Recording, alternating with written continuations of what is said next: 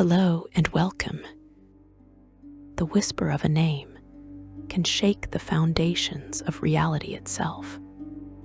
Vecna, even now spoken aloud, it carries weight beyond mere syllables, a darkness that seems to linger in the air after the sound fades. But before there was a god of secrets, before there was a name that wizards feared to utter, there were two pieces of a being so powerful that even in death, they refused to die. The hand, the eye, remnants of a lich so ancient that the world itself has forgotten the true scope of his crimes. You have heard the stories, perhaps, whispered warnings about cursed relics that grant unimaginable power at a price too terrible to name. But the truth, as always with Vecna, runs deeper than any surface tale could convey. Before we descend into these forbidden histories, please consider subscribing to the channel. It is the surest way to find your path back to our library of lore when you wake. Section 1. The legend begins. The story begins not with godhood, but with flesh and blood and ambition. Vecna was born mortal in the city of Fleeth, in the lands of the Flan people on the world of Oath, what you might know as Greyhawk. The exact circumstances of his birth remain obscured, lost to time, or perhaps deliberately erased by Vecna himself in his obsessive need to control even the story of his own origins. What we know comes from fragments, from accounts preserved by those who studied his dark legend, from ruins that still bear the scars of his passing. Some sources suggest his mother tutored him in the arcane arts before her execution for practicing witchcraft. Others hint at darker beginnings. What remains certain is that Vecna entered the world weak, as all mortals do. But within him burned an intellect that would not be satisfied with the limitations of flesh. As a young man, Vecna displayed an aptitude for magic that bordered on the supernatural. While other apprentices struggled to master simple cantrips, he devoured knowledge with a hunger that would never be sated. He sought out every teacher, every grimoire, every whispered secret that might add to his understanding. But knowledge alone was not enough. Vecna understood something that most wizards spend lifetimes failing to grasp. Power without immortality is merely a candle burning bright before it gutters out. He watched his mentors age and die, their accumulated wisdom vanishing with their final breaths. And he vowed that he would not follow them into that endless dark. The path to lichdom is not one that the faint of heart can walk. It requires not just magical skill, but a willingness to commit acts so horrific that they fundamentally sever the soul from any hope of redemption. Vecna walked that path without hesitation. One theory holds that he was taught the secrets of undeath by Orcus himself, the demon prince of the undead. Another suggests Vecna experimented upon hundreds of innocent mortals, formulating rituals to absorb power from the various planes of existence and channel it into his own body. A third account speaks of a being known only as the serpent, believed to have been a personification of magic itself, who revealed the secrets of lichdom to him. Whichever path led him there, the transformation was agony beyond description, but Vecna embraced it. His mortal flesh withered and died, only to be reanimated by the necromantic energies he had woven into his very being. When he rose from the ritual chamber, he was no longer a man. He had become a lich, an undead sorcerer whose power would grow with each passing century, while others around him crumbled to dust.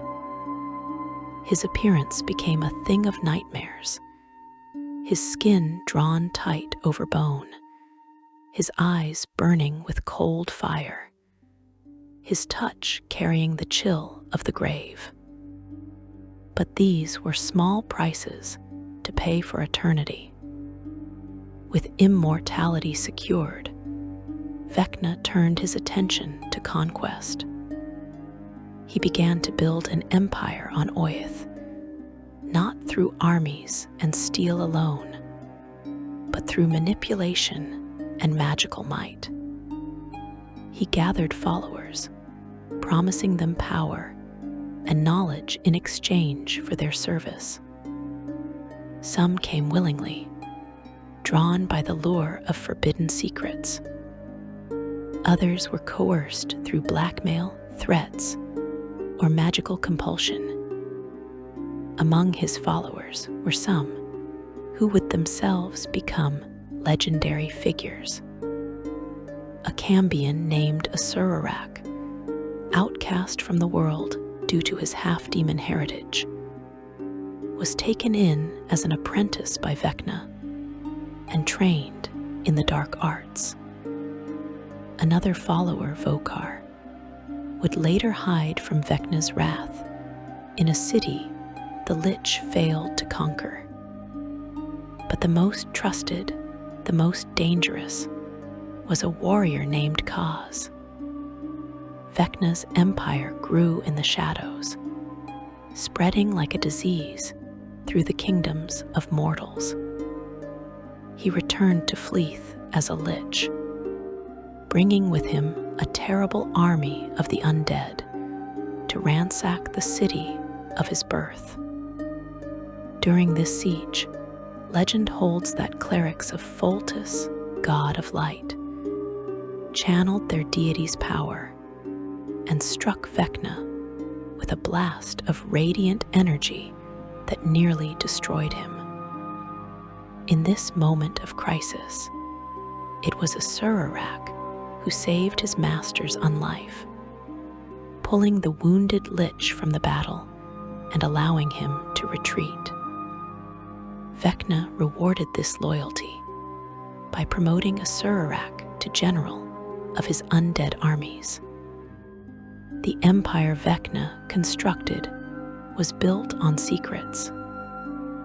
He hoarded knowledge the way a dragon hoards gold, jealously guarding every scrap of information that came into his possession.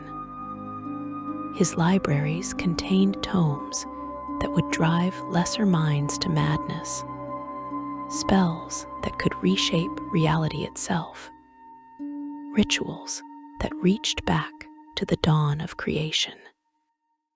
But he shared nothing freely.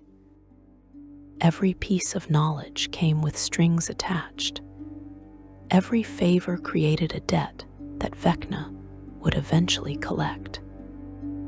His network of informants and spies reached into every corner of the known world, feeding him information that he used to manipulate events to his advantage. For centuries, Vecna's power grew. Kings rose and fell, civilizations bloomed and withered, But the Lich endured. He became known by many names: the Whispered One, the Master of all that is secret and hidden, the Undying King. Those who knew of him feared to speak his name aloud, believing that to do so might draw his attention. And they were not wrong to fear. Vecna's awareness spread through his network of agents and magical sensors, his consciousness touching events across vast distances. But even the most powerful beings have blind spots, and Vecna's greatest weakness was one he could never have anticipated.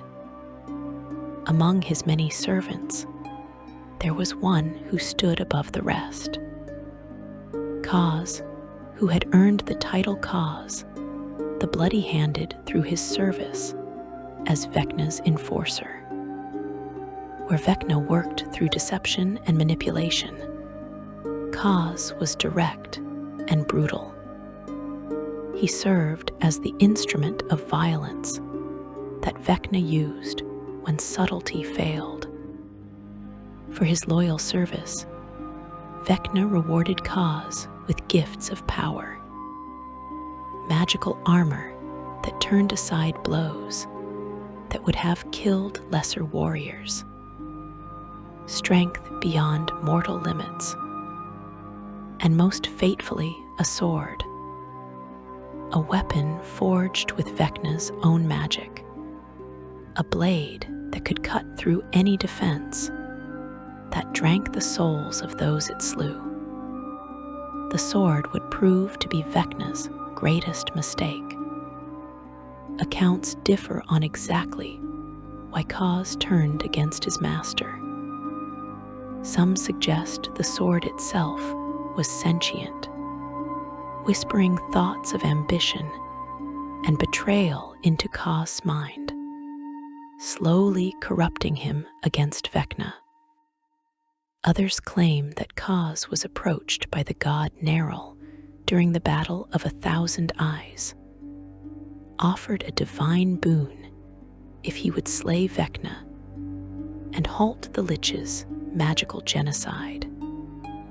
What we know with certainty is that the betrayal came, and when it did, it shook the foundations of Vecna's empire. Kaz gathered his forces and confronted Vecna in a battle that would become the stuff of legend. The details of that final confrontation have been lost, obscured by the magical energies that were unleashed and by Vecna's own efforts to erase or control the narrative of his defeat. But we know the outcome. During the battle, Kaz tore out Vecna's left eye and severed his left hand before being struck down. Some accounts suggest that Kaz was killed. Others claim that a mysterious voice called out to him, begging him to rise again, and that he did rise, empowered by unknown forces, to continue the fight until Vecna's body was destroyed. Whatever the truth, both Vecna and Kaz vanished from the world that day. The Lich's empire crumbled. His citadel was destroyed. But Vecna had not survived for centuries by being easy to kill. His phylactery remained intact, hidden away in a location known only to him. And though his body was destroyed, fragments of his essence clung to the severed hand and eye. These pieces of his physical form, infused with centuries of accumulated magical power, and animated by the Lich's will to survive, became artifacts in their own right. They did not decay or crumble as normal flesh would. Instead, they remained preserved, waiting for those foolish or desperate enough to claim them. The hand of Vecna appeared as a withered left hand, the skin mummified and drawn tight over the bones. The fingernails were unnaturally long and curved like talons, yellowed with age, but impossibly hard. The skin bore a network of ritual scars, symbols that suggested they had been carved into Vecna's flesh during his transformation into a lich. To look at the hand was to feel a deep sense of wrongness, as if it existed in defiance of natural law. And it did. This was no mere severed limb. It was a fragment of one of the most powerful spellcasters to ever exist, and it carried within it a portion of Vecna's vast knowledge and terrible will. The eye of Vecna was equally disturbing to behold. A desiccated eyeball, preserved by the same dark magic that sustained the hand. The iris appeared to shift colors when observed from different angles, sometimes appearing as deep red, other times as sickly yellow or void black. The pupil dilated and contracted slowly, as if the eye still lived and saw, which in a very real sense it did. Through this eye, Vecna had observed countless secrets, had read forbidden texts, had witnessed rituals that would drive normal minds to madness. All of that accumulated sight remained trapped within the artifact. The artifacts were separated in the chaos that followed Vecna's defeat. What happened to them immediately after the battle remains unclear, lost to the confusion of those times. For a time, they existed independently, each one a terrible treasure that brought ruin to whoever possessed it. Even separated, based on what later accounts suggest, they called to each other across the distances. Vecna's fragmented while trying to reunite itself. Those who found either artifact soon discovered that it could not simply be carried like a normal magical item. The hand and eye demanded complete integration with their bearer. The only way to truly claim the hand of Vecna was to sever one's own left hand at the wrist and press the artifact against the stump. The process was agonizing beyond description. The artifact would graft itself onto the arm, binding to muscle and bone and nerve, becoming a functioning appendage. But removing it afterward meant certain death. As the hand intertwined itself with vital life processes, the eye required a similarly horrific sacrifice.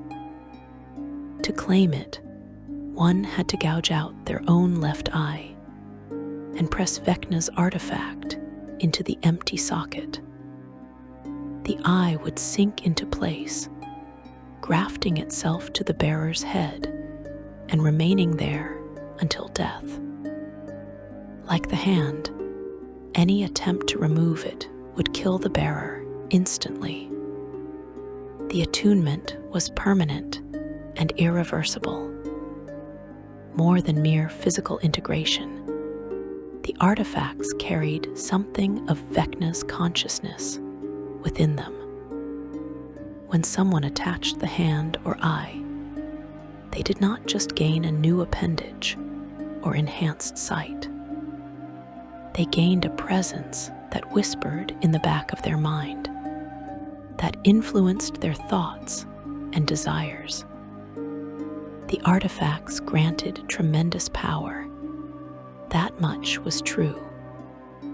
But every use of that power drew the bearer deeper under Vecna's influence, slowly transforming them into an extension of the Lich's will. Their alignment would shift toward evil, their personality would erode, and they would find themselves thinking thoughts that were not entirely their own. In the centuries following Vecna's apparent destruction, both artifacts changed hands many times. The historical record becomes fragmented here, with accounts varying between different worlds and different sources. We know that the artifacts appeared across multiple planes of existence, surfacing in different campaign settings and corrupting bearers in each. Some bearers lasted years before the corruption consumed them completely. Others fell within months. Their wills too weak to resist Vecna's lingering influence. A rare few managed to use the artifacts for what they considered good purposes, fighting against evil and tyranny. But even these well-intentioned wielders found themselves slowly changing, becoming more ruthless, more willing to sacrifice others for the greater good, until they could no longer recognize the person they had been before claiming Vecna's remnants. The legends grew with each new bearer. Stories of the hand crushing skulls with casual ease, of fingers that wove spells of death and decay, of a touch that could wither flesh from bone. Tales of the eye revealing conspiracies and hidden treasures, of visions that drove seers mad, of a gaze that could see through any illusion or deception. The artifacts became the stuff of nightmares, warnings that parents told their children, cautionary tales that wizards shared in the safety of their towers. And still, despite the warnings, despite the countless deaths, people continued to seek them out. Section 2. The nature of the relics. The hand itself measures roughly the same size as an adult human hand, though it appears somewhat smaller due to the extreme desiccation of the tissue. When you examine it closely, you notice details that make it clear this was never an ordinary appendage. The fingernails are unnaturally long and curved, yellowed with age, but impossibly hard. The skin, stretched taut over the underlying bone structure, bears the marks of its ancient origin, mummified and preserved by magic that has endured for millennia.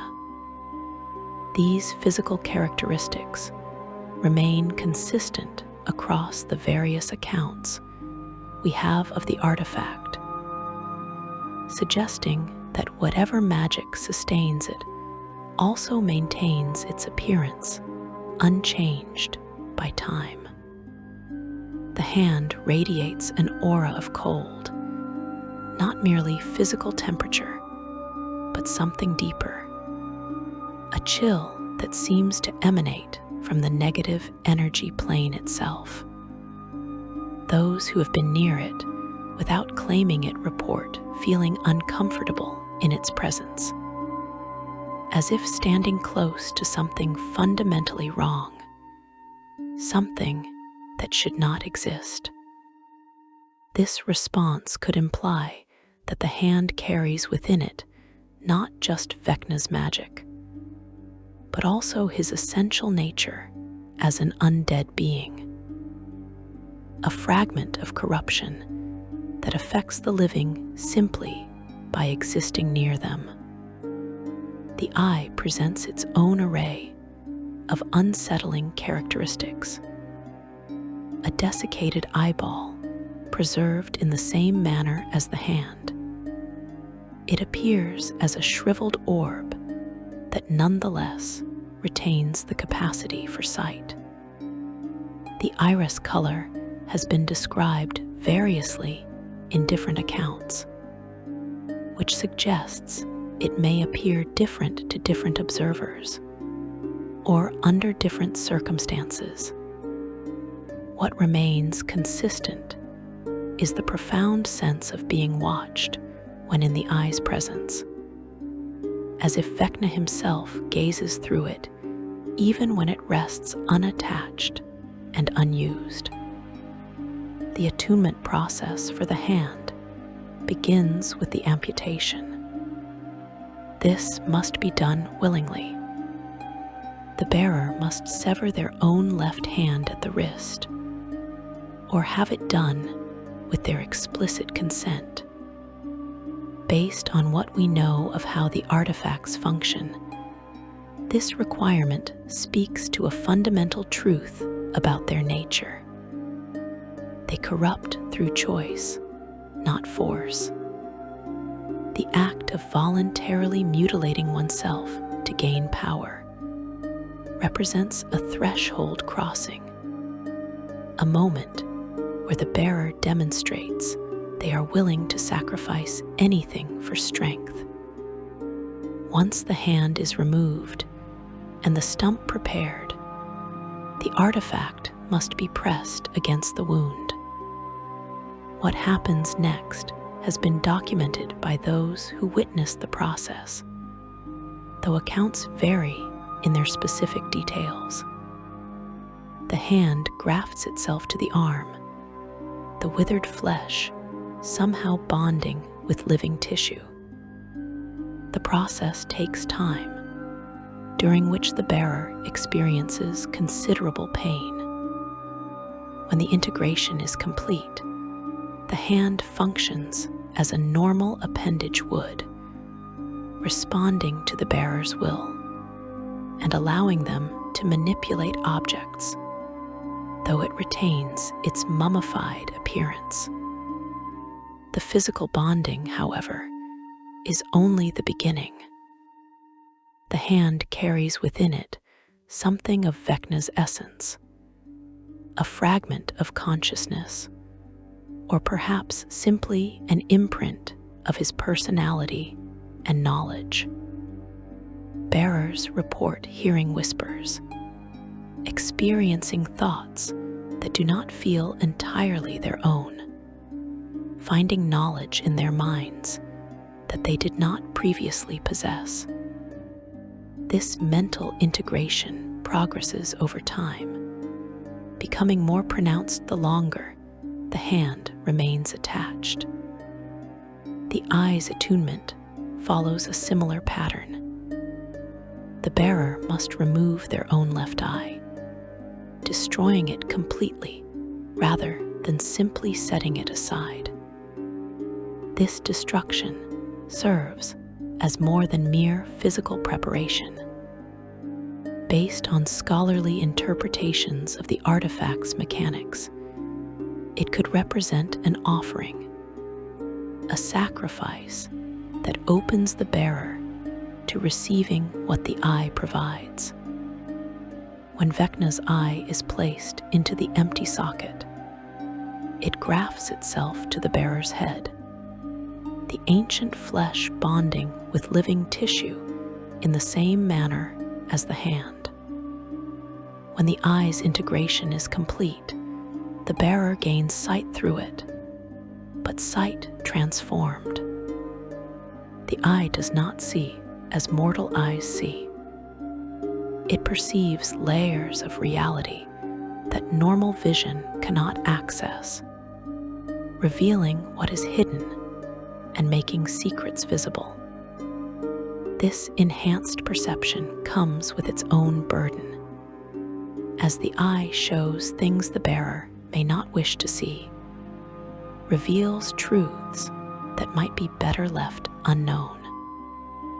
The powers granted by the hand are considerable and well documented in various sources. At its most basic level, the hand provides the bearer with strength far beyond normal mortal capacity. The exact degree of this enhancement varies in different accounts, but all agree that the hand can crush stone, bend metal, and deliver blows of devastating force. This strength appears to be magical in nature rather than purely physical, drawing on the same energies that sustained Vecna's undead form. Beyond physical might, the hand grants access to powerful magic. Bearers can cast spells through the hand that they might not otherwise know or be capable of using. Specific spells mentioned in various sources include Finger of Death, a necromantic spell that can kill with a touch.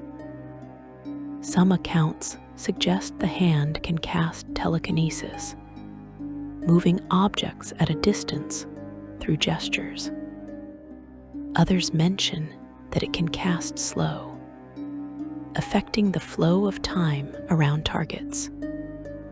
The exact list of spells varies between different editions and campaign settings, but what remains consistent is that the hand provides access to magic that most bearers would not normally possess.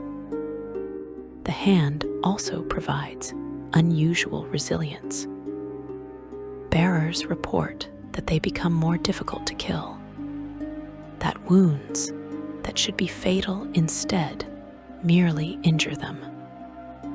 This could imply that the hand extends some of the immunities that undead creatures possess to its living bearer, blurring the line between life and death. Some sources suggest that bearers become resistant to cold damage, perhaps reflecting the hand's connection to negative energy and the void.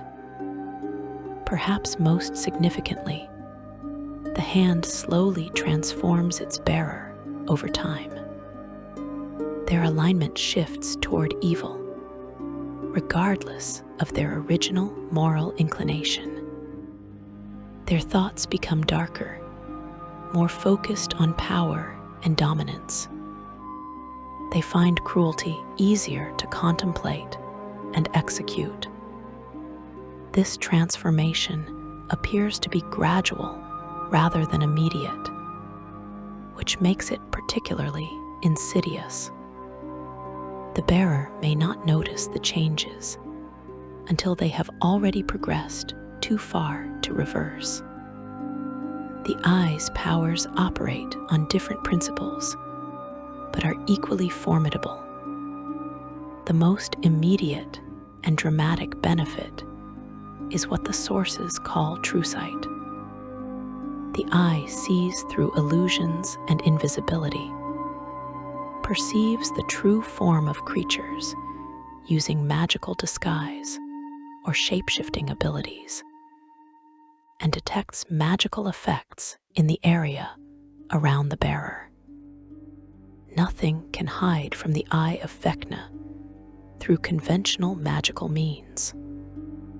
This makes ambush nearly impossible against a bearer, and turns every interaction into a potential interrogation, as the eye reveals what others wish to conceal. The eye grants additional benefits related to perception and knowledge. Some accounts suggest it provides advantage on certain types of checks related to investigation or perception. reflecting its enhanced ability to notice details and uncover hidden information. The exact mechanical benefits vary between different versions of the game, but the core concept remains consistent. The eye makes its bearer extraordinarily difficult to deceive or surprise. Like the hand, the eye also transforms its bearer over time. Their alignment shifts toward evil, though the mechanism differs from the hand's corruption, where the hand makes violence and cruelty easier. The eye erodes trust and compassion by constantly revealing the flaws and secrets of everyone the bearer encounters. When you can see through every deception, when you know everyone's shameful secrets, it becomes difficult to maintain positive relationships or belief in the goodness of others. The corruption that comes with wielding either artifact is progressive and appears to be irreversible. It begins subtly, with small changes in behavior and thought patterns that the bearer might rationalize or dismiss. Someone who claims the hand finds themselves thinking more about power, less about mercy. They begin to view problems in terms of how force might solve them. The artifact whispers justifications, though whether these whispers represent actual communication from Vecna, or simply the artifact's influence on the bearer's thoughts, remains a matter of scholarly debate. The eye's corruption operates through constant revelation. The bearer develops what might be called an obsessive need to uncover secrets, to know hidden things, to possess information that others conceal. Privacy becomes offensive to them, concealment a challenge that must be overcome. This obsession grows over time, consuming more and more of the bearer's attention until little else matters. They start using the eye's powers constantly, unable to interact with the world without analyzing it, without seeing through every surface to what lies beneath. Both artifacts accelerate their bearer's transformation toward undeath, though the exact mechanism and timeline remain unclear. Bearers report feeling their need for sleep and food diminishing. Their body temperature drops. Their heartbeat slows. These changes suggest that the artifacts are slowly replacing the bearer's living essence with something undead, perhaps preparing them to eventually become liches themselves, or perhaps simply reflecting the negative energy that flows through the artifacts into their flesh. The psychological changes are equally dramatic and perhaps more dangerous than the physical transformation. Emotions become muted. Bearers describe feeling less joy, less fear, less love as time passes. What remains is ambition, hunger for power, and cold calculation. This emotional deadening serves Vecna's purpose as well, creating bearers who will use the artifacts without hesitation or moral qualms, who will pursue power without being restrained by compassion or empathy. Attempts to remove the artifacts without dying have been made throughout history, all ending in failure. The binding between artifact and bearer is absolute. Once the hand grafts to the arm or the eye to the skull, they become part of the bearer's body in a fundamental way. Cutting them off results in immediate death, as vital life processes have been rerouted through the artifacts. Even powerful magic, designed to restore lost limbs or organs, cannot bypass this binding. The artifacts resist such magic, draining it or twisting it to strengthen their hold rather than break it. Destroying the artifacts has proven equally impossible. They have been subjected to various forms of destruction in different accounts, always emerging unscathed. The reason for their indestructibility likely relates to their nature as pieces of Vecna himself. As long as Vecna exists in any form, whether as a lich whose phylactery remains hidden, or as a god dwelling in his divine realm, the hand and eye endure.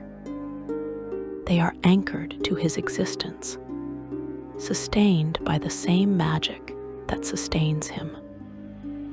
Based on this connection, we can infer that destroying them would require destroying Vecna completely, an act that might be impossible given his current divine status. The artifact's resistance to destruction extends beyond simple physical durability. They appear to possess a kind of adaptive defense, protecting themselves against whatever method is used to try to unmake them. Fire cannot burn them. Acid cannot dissolve them. Disintegration, magic fails upon contact. Even artifacts specifically designed to destroy other magical items prove ineffective. This suggests that Vecna, when creating his empire and researching his transformation into a lich, anticipated that parts of him might be severed and worked protective magic into his very flesh to ensure those parts would endure. What makes the artifacts particularly dangerous is not just what they grant, but what they cost. Every power comes with strings attached, every benefit balanced by corruption. A bearer might use the hand to save lives, crushing an enemy threatening innocence. But that act of violence makes the next act of violence easier, and the one after that easier still, until violence becomes the default solution to every problem.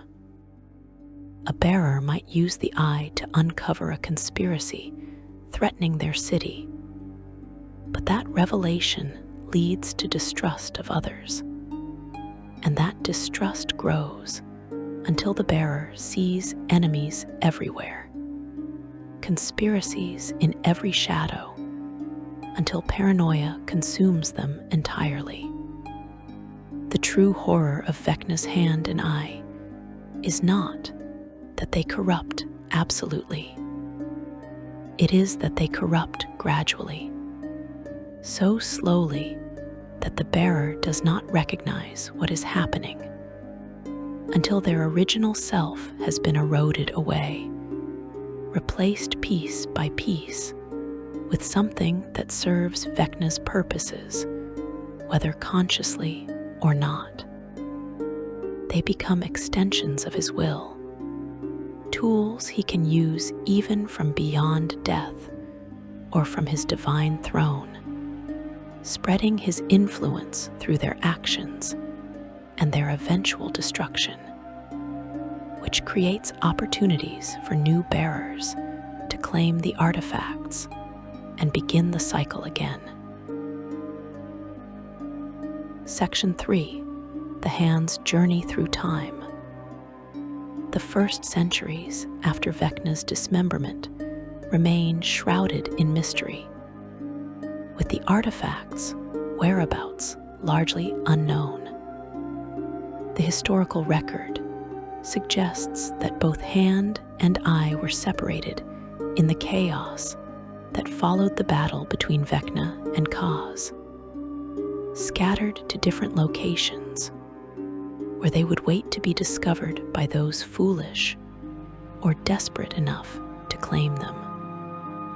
What we can trace with more certainty begins approximately 136 years after Vecna's destruction, when the hand made its first documented appearance during a period known as the Insurrection of the Yahids. The bearer was a clan leader named Padden the Vain, whose name has survived in historical records primarily because of the unusual circumstances of his rise and fall. Padden discovered the hand through means that remain unclear, though accounts suggest it was found rather than actively sought. He attached it willingly, sacrificing his own hand for the power the artifact promised. With the hand's strength, Padden overthrew the existing leadership of his clan and established himself as ruler. His reign was characterized by increasingly brutal displays of force, the hand granting him physical might that made opposition suicidal. But Vecna's corruption worked on him as it works on all bearers, eroding whatever qualities had initially made him a successful leader, transforming him from a warrior chief into a paranoid tyrant. Padden's rule ended when his own people rose against him in desperation, willing to die rather than continue living under his cruelty. The exact details of his overthrow have been lost, but we know he was deposed and presumably killed. The hand survived, as it always does, passing to another bearer whose identity remains unrecorded. This pattern, a bearer rising to power through the hands, might only to be destroyed by their own corruption-driven excesses, would repeat throughout history with remarkable consistency. The hand next appears in documented records during the reign of Hamok of Tyrus, a kingdom on Oyath. A fisherman named Gisel discovered the artifact, the circumstances again unclear, but suggesting the hand was found by chance rather than through deliberate search. This detail appears frequently enough in the historical record to suggest a pattern. The hand does not simply wait passively to be found. It seems to arrange circumstances that bring it to the attention of potential bearers, appearing in locations where it will be discovered by those whose temperament or situation makes them susceptible to its temptation. Gisel kept the hand for several decades, an unusually long period that suggests he possessed either exceptional willpower or simply lacked the ambition that drives most bearers to use the artifact's power in ways that draw attention and opposition. But the hand's corruption worked on him nonetheless, slowly and inexorably. The historical record notes that Gisel was ultimately murdered by his own brother, who killed him specifically to claim the hand. This represents one of the artifact's more insidious effects. Those who bear it find themselves surrounded by potential murderers, as the hand's presence somehow becomes known to others despite any attempts at concealment, drawing the ambitious and the desperate like moths to flame. Gissel's brother became the hand's next bearer, attaching it after committing fratricide. We know almost nothing about this individual, not even his name, which has been lost to time or perhaps deliberately erased. What we do know is that he did not keep the hand for long. An outlaw named Mace stole the artifact from him, though whether this theft involved killing the brother or simply removing the hand from his corpse remains unclear. The historical sources are frustratingly vague on this point, referring only to Mace acquiring the hand through theft rather than providing details of how one steals an artifact that is grafted to another person's body. Mace proved to be one of the hand's most successful bearers in terms of longevity and accomplishment. He used the artifact's power to overthrow the ruler of Tyrus, establishing himself as the new authority. His reign lasted approximately 100 years, an extraordinary span that raises questions about whether the hand was actively extending his lifespan, or whether Mace had already achieved some form of life extension before claiming the artifact. The sources do not clarify this point, but they are clear about his eventual fate. Mace was assassinated by an agent of Yemish after a century of rule. His long reign finally ended by an enemy who found a way to kill him despite the hand's considerable protective benefits. After Mace's death, the hand passed to a figure known in the records only as the Paladin King of Myro. This bearer's story is particularly tragic because it exemplifies the artifact's corruption of even the most noble intentions. As a paladin, this individual would have been dedicated to law and goodness, sworn to uphold justice and protect the innocent. The exact circumstances that led a paladin to attach the hand remain unknown, but we can infer from the pattern that it involved a crisis, a moment of desperation where all other options had failed, and the hand seemed like the only hope for saving something or someone the paladin valued above their own soul. Once attached, the hand could not be removed. The Paladin King tried, according to fragmentary accounts.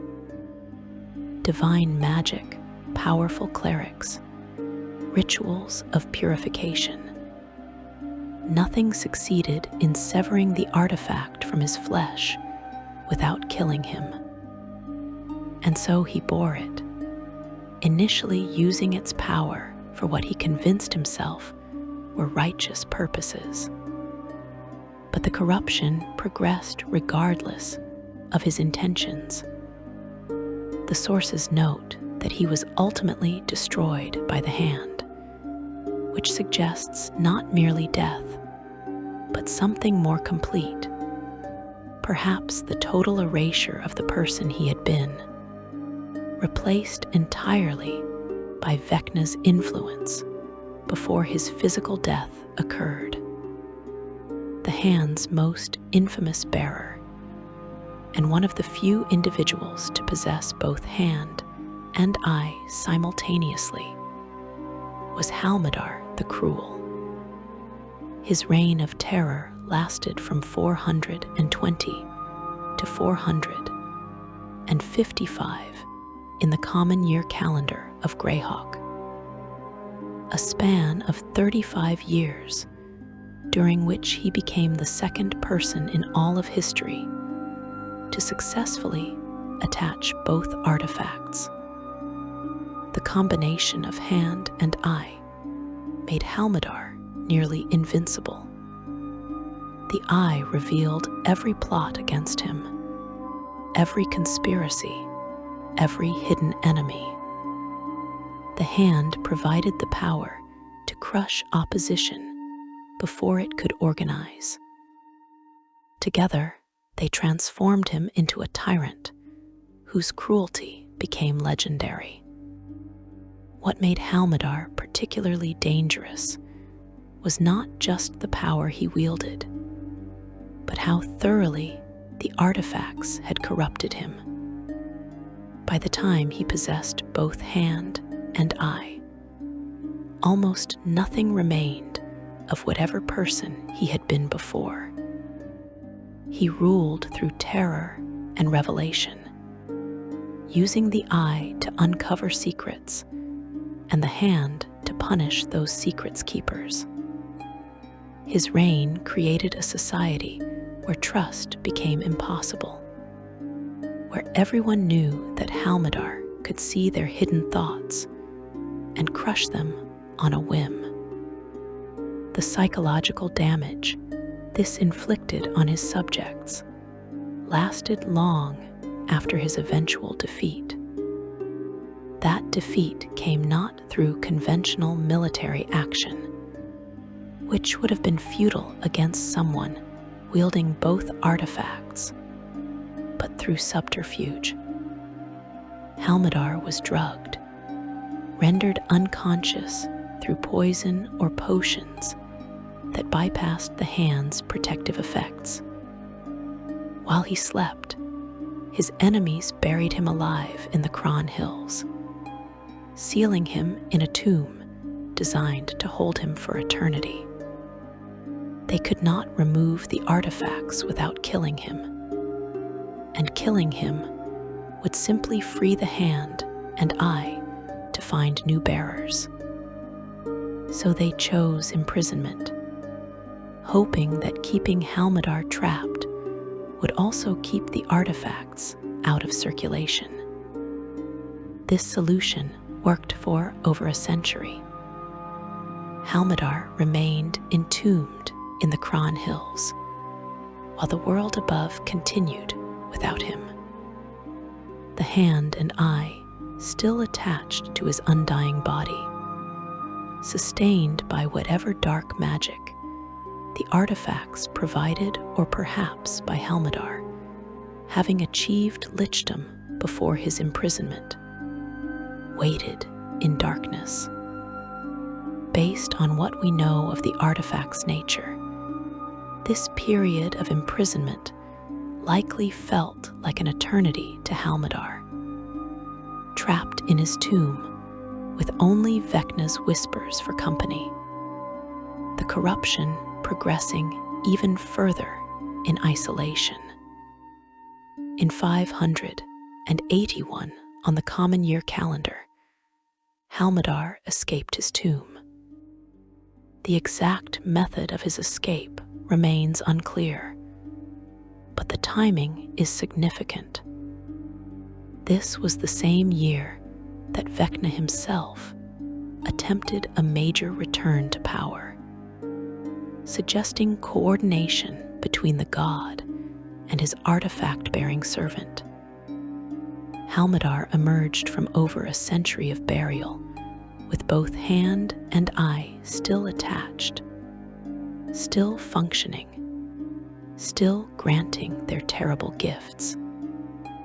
But his freedom was short-lived.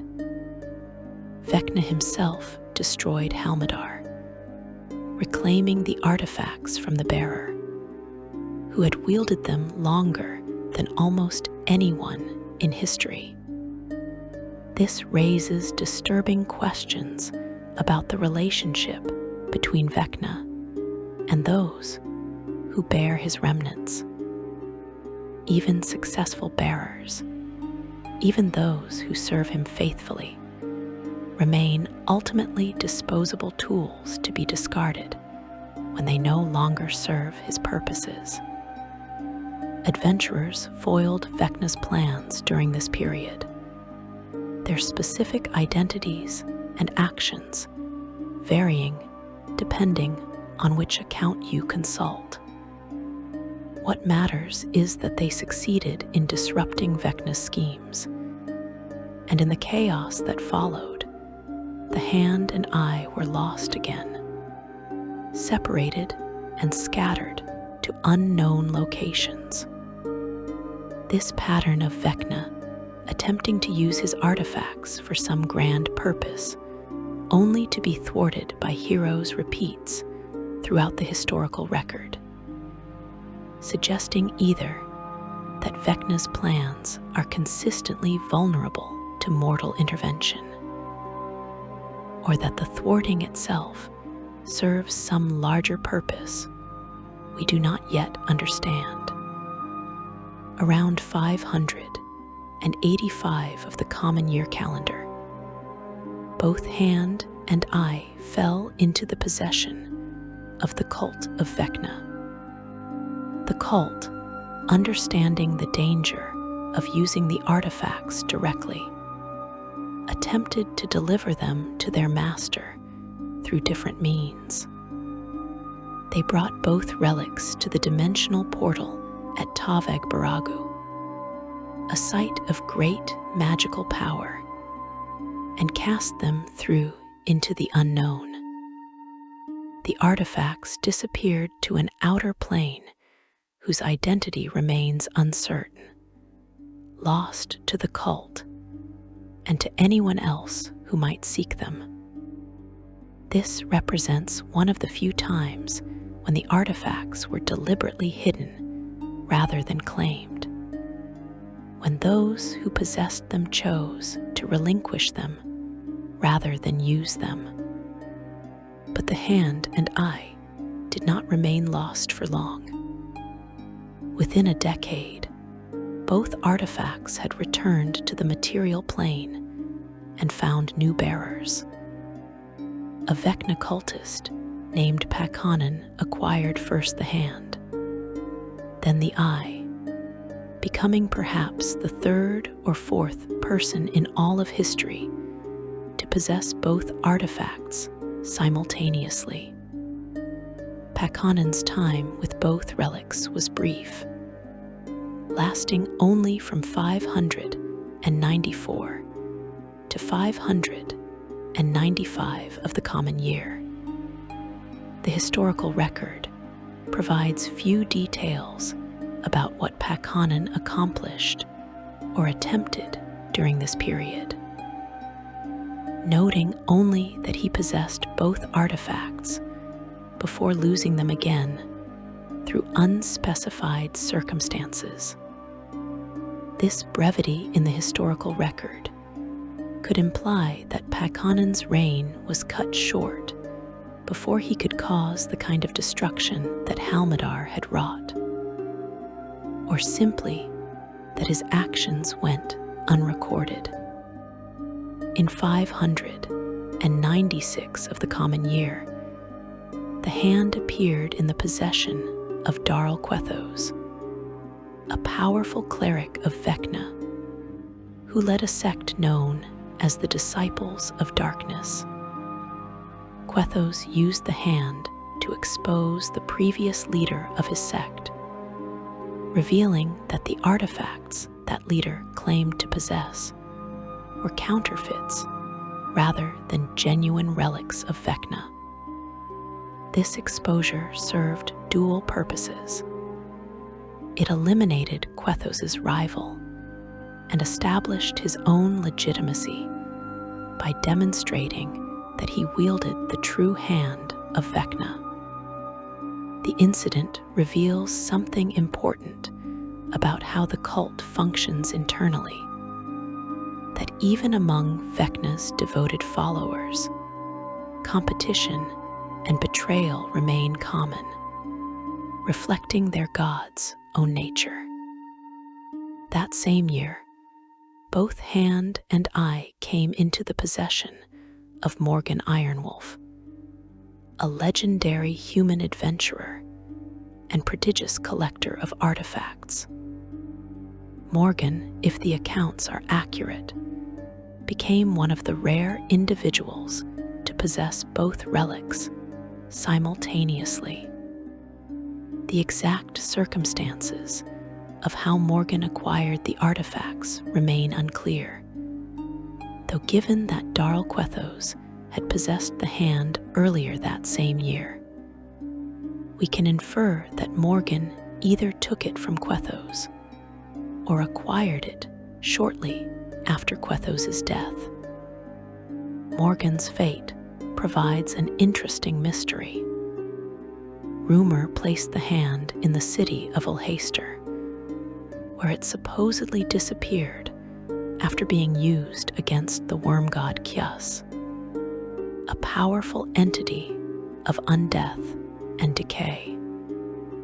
Whether Morgan lost the hand during this confrontation, whether it was deliberately abandoned, or whether Morgan died and the hand was taken from the corpse remains unknown. The most recent documented bearer of the Hand of Vecna is Arkin the Cruel, a dragon-born paladin who serves the dragon goddess Tiamat. Arkin's acquisition of the hand occurred in the world of Exandria during the climactic battle against a powerful enemy. In the aftermath of that conflict, when the hand became available through circumstances that involved the death or departure of its previous bearer, Arkin seized the opportunity. He attached the hand to himself and successfully escaped through planar magic to Avernus, the first layer of the 9 hells, where Tiamat is imprisoned. Arkin's case represents something unusual in the hand's history. Most bearers claim the artifact for personal power, to advance their own goals and ambitions. Arkin, as a paladin devoted to Tiamat, presumably claimed the hand to serve his goddess, to use its power to further her aims and potentially secure her freedom from imprisonment.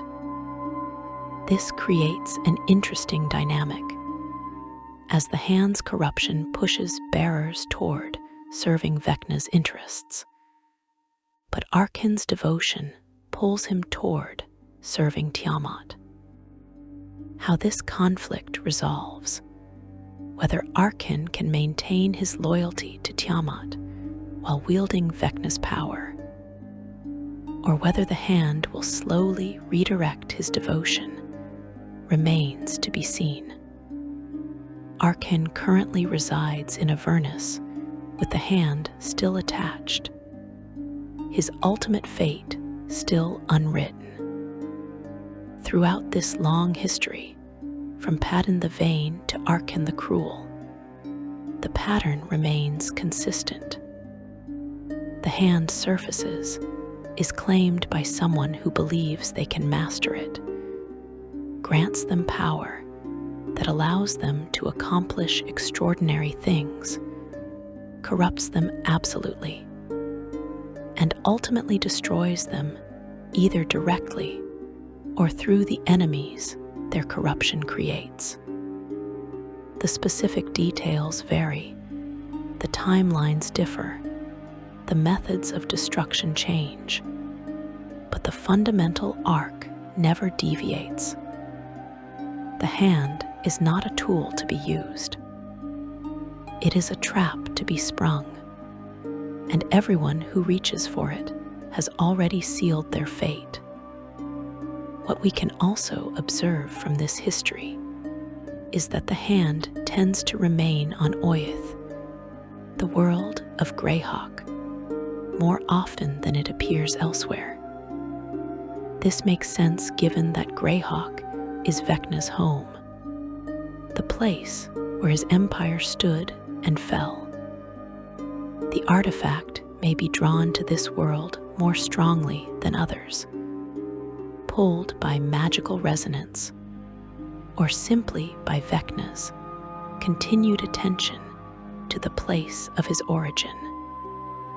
When it does appear in other worlds like Exandria or the Forgotten Realms, its presence there tends to be briefer, as if it is called back to Greyhawk by forces we do not fully understand. The cult of Vecna has played a significant role throughout this history, sometimes possessing the hand directly, more often manipulating events to ensure it falls into particular hands or is recovered when lost. The cult maintains extensive records of every bearer, every appearance, every consequence flowing from the hand's use. These records, stored in hidden libraries and protected by deadly wards, represent one of the most comprehensive sources of information about the artifact's journey through time. But accessing these records requires either membership in the cult or overcoming defenses designed by some of history's most accomplished necromancers, making the information they contain effectively inaccessible to those who might use it to counter the hand's influence. Section 4. The Eye's Separate Path. While the hand followed its bloody path through history, the Eye of Vecna traced a different trajectory across the multiverse, where the hand's journey can be tracked through a succession of documented bearers. The Eye's path proves far more elusive, shrouded in greater mystery. This difference itself tells us something important about the nature of the two artifacts. The hand attracts warriors and conquerors whose actions are public and violent, whose reigns leave marks on history that cannot be erased. The Eye attracts seekers of secrets, scholars and spies whose work happens in shadows, whose influence on events remains deliberately concealed. Thus, the Eye's bearers often escape historical record, not because they accomplished less, but because they worked to ensure their deeds remained hidden. What we know from various sources about the Eye's effects suggests it grants several distinct benefits to its bearer. The most immediate and dramatic is enhanced sight, what magical theory calls true sight. The Eye sees through illusions and invisibility, perceives the true form of creatures using magical disguise or shape-shifting abilities, and detects magical auras and effects in the area around the bearer. This makes deception nearly impossible against someone wielding the Eye. Some accounts mention the Eye granting dark vision, the ability to see in complete darkness as if it were dim light. Others suggest it provides superior insight and enhanced knowledge of magical theory and practice. Beyond this enhanced perception, various sources indicate the Eye provides access to certain divination and enchantment magic.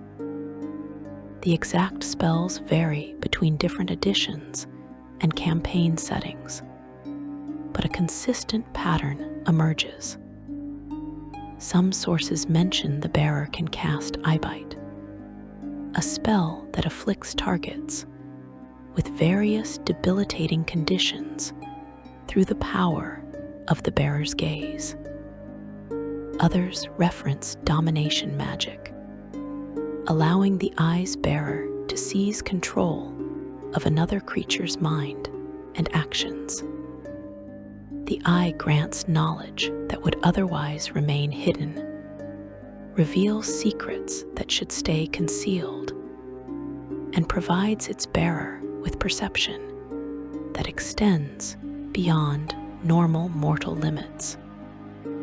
The eye also appears to provide visions, though these are less reliable and more dangerous than its other powers. At unpredictable moments, bearers experience what sources describe as terrible visions, flashes of insight that show things mortal minds struggle to comprehend.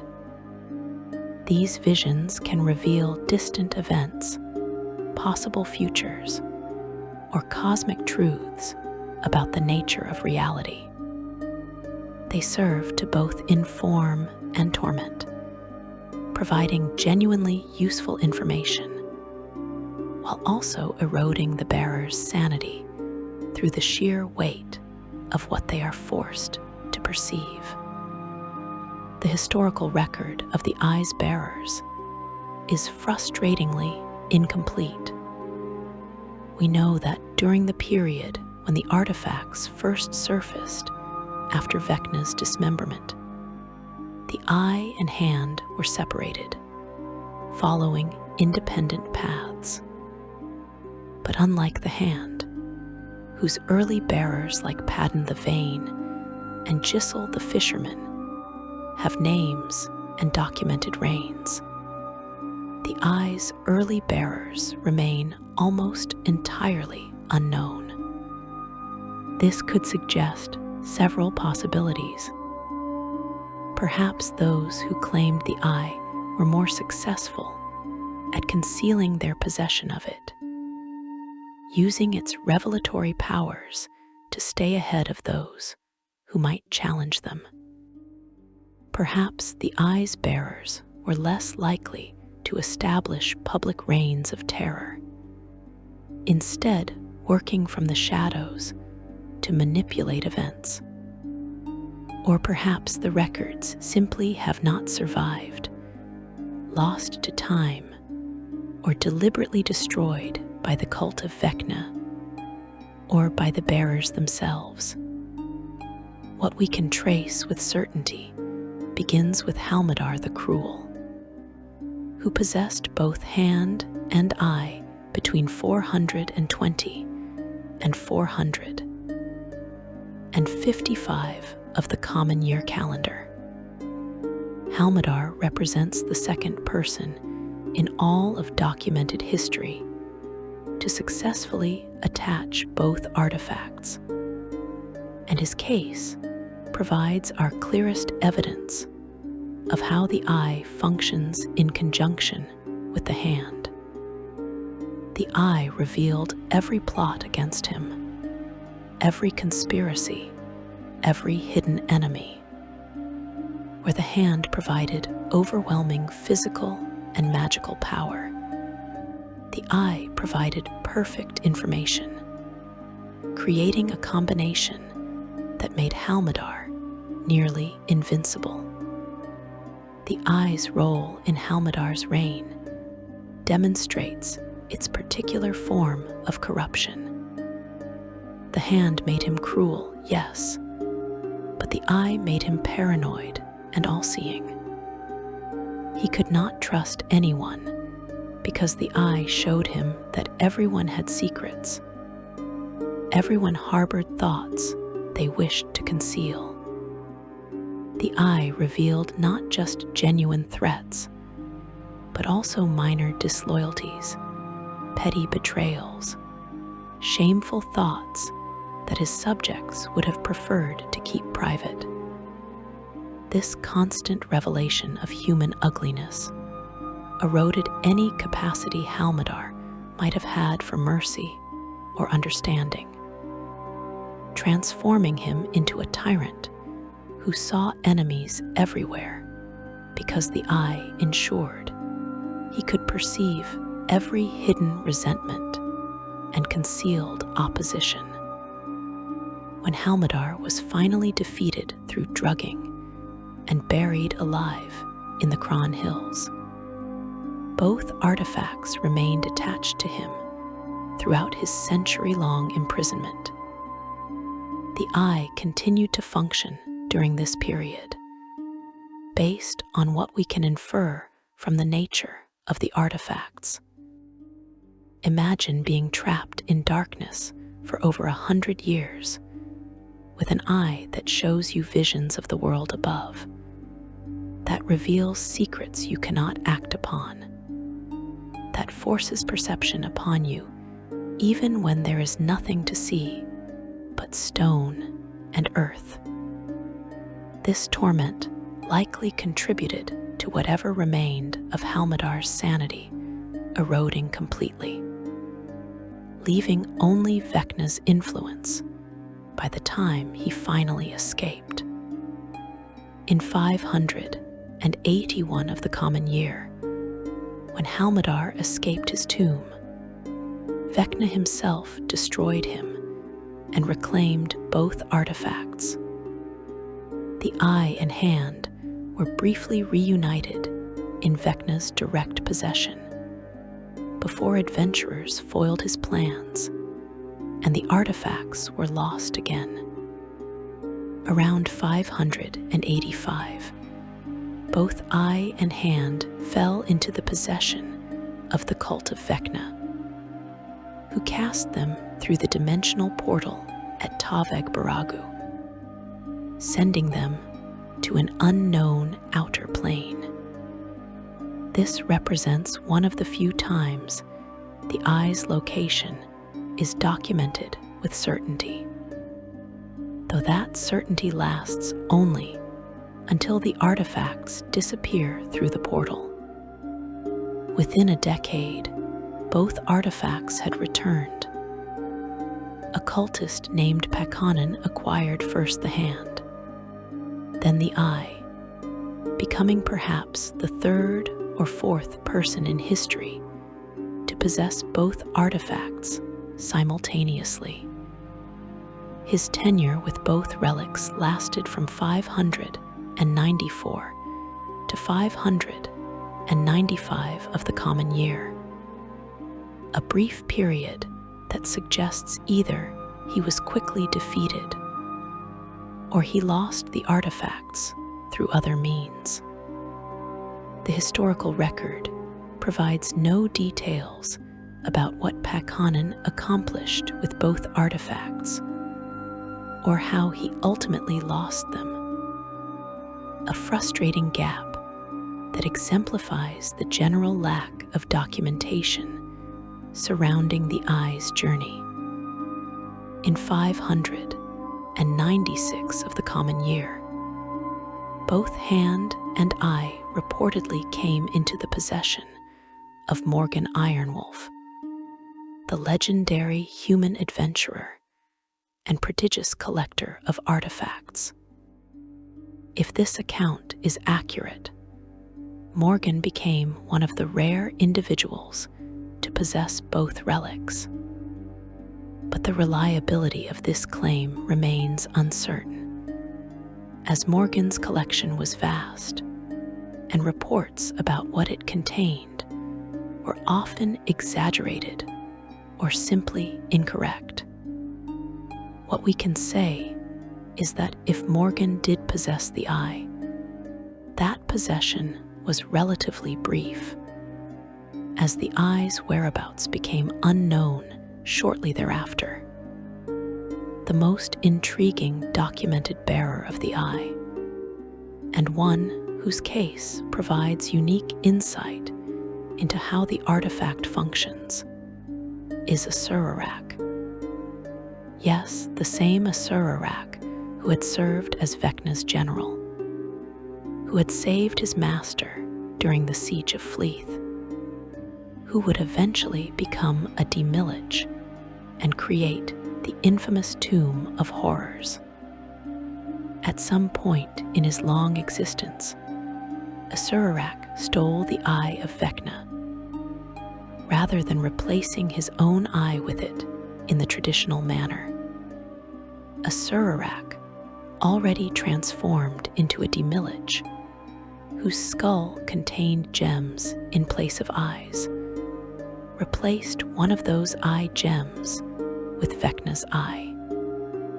This case is significant because it demonstrates that the eye can function in ways other than the standard attunement process.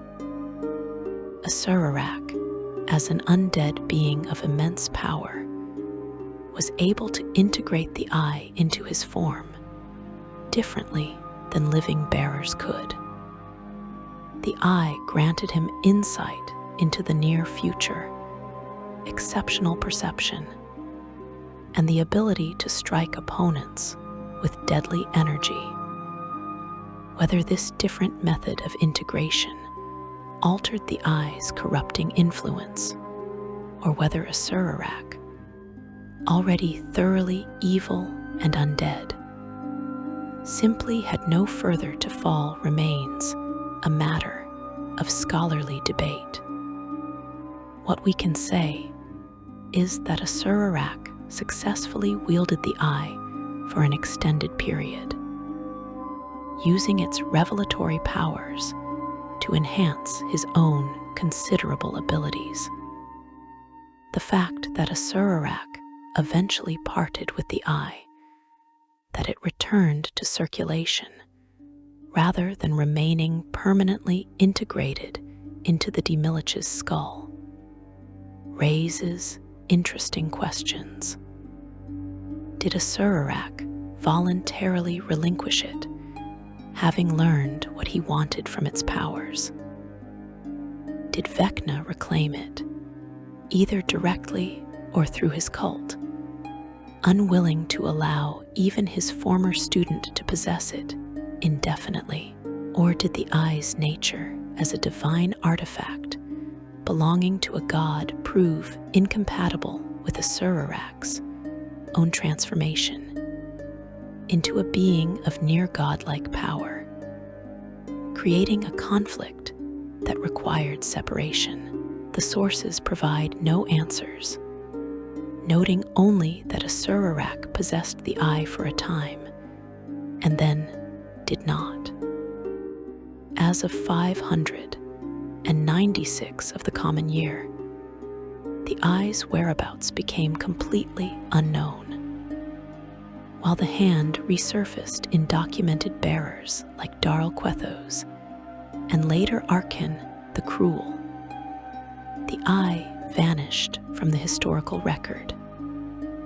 This absence spans centuries or potentially millennia, depending on how time flows in different worlds and planes.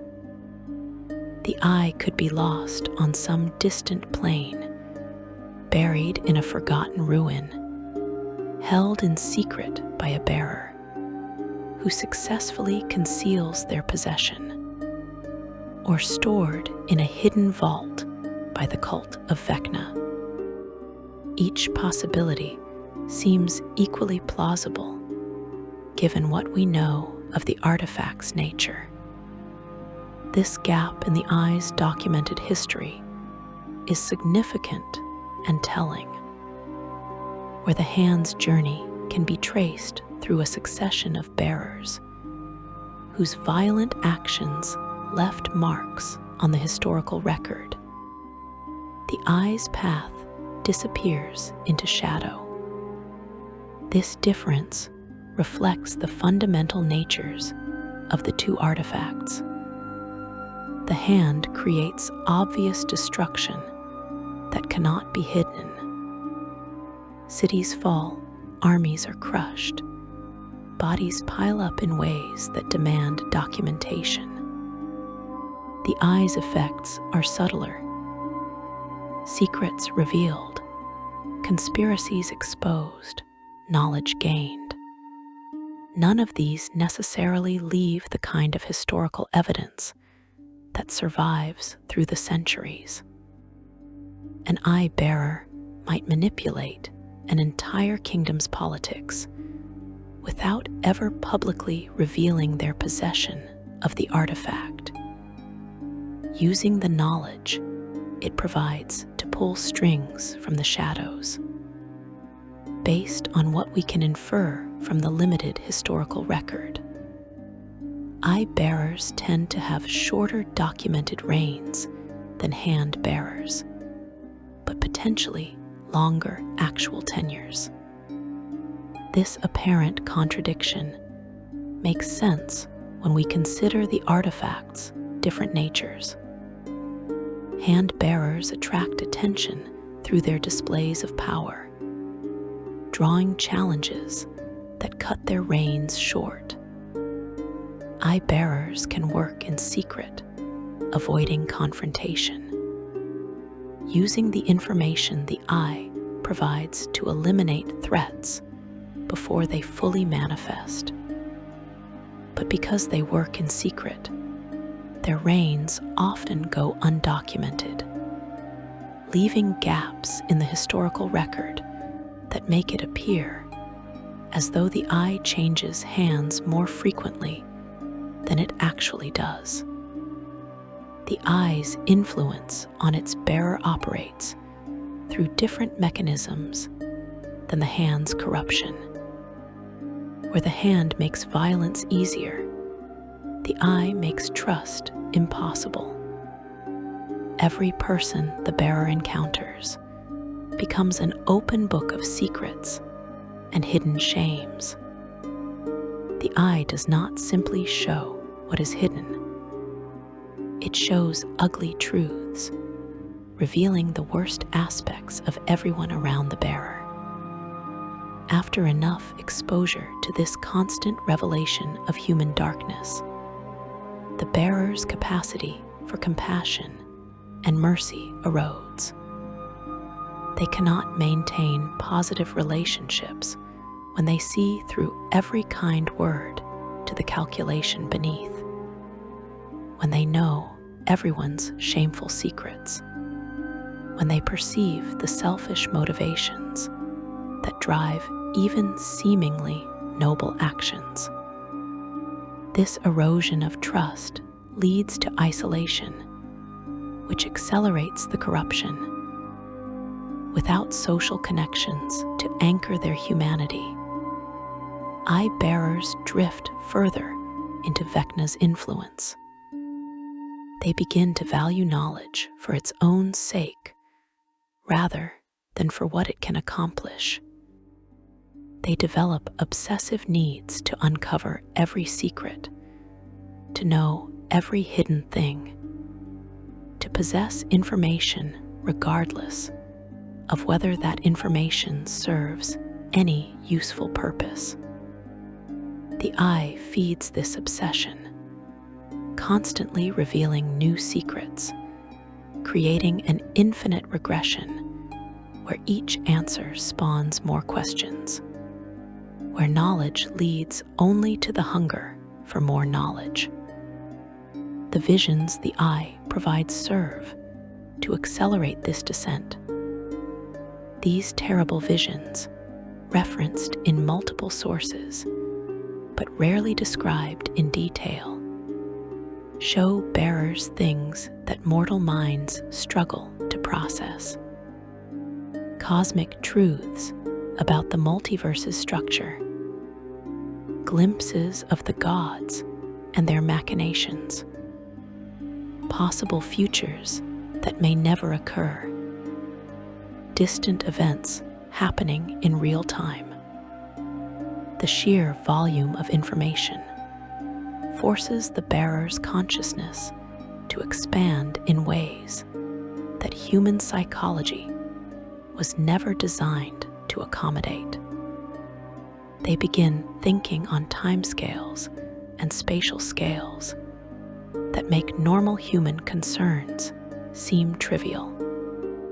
This shift in perspective is presented as enlightenment, but functions as dehumanization, stripping away the bearer's connection to mortal life and replacing it with something colder and more alien.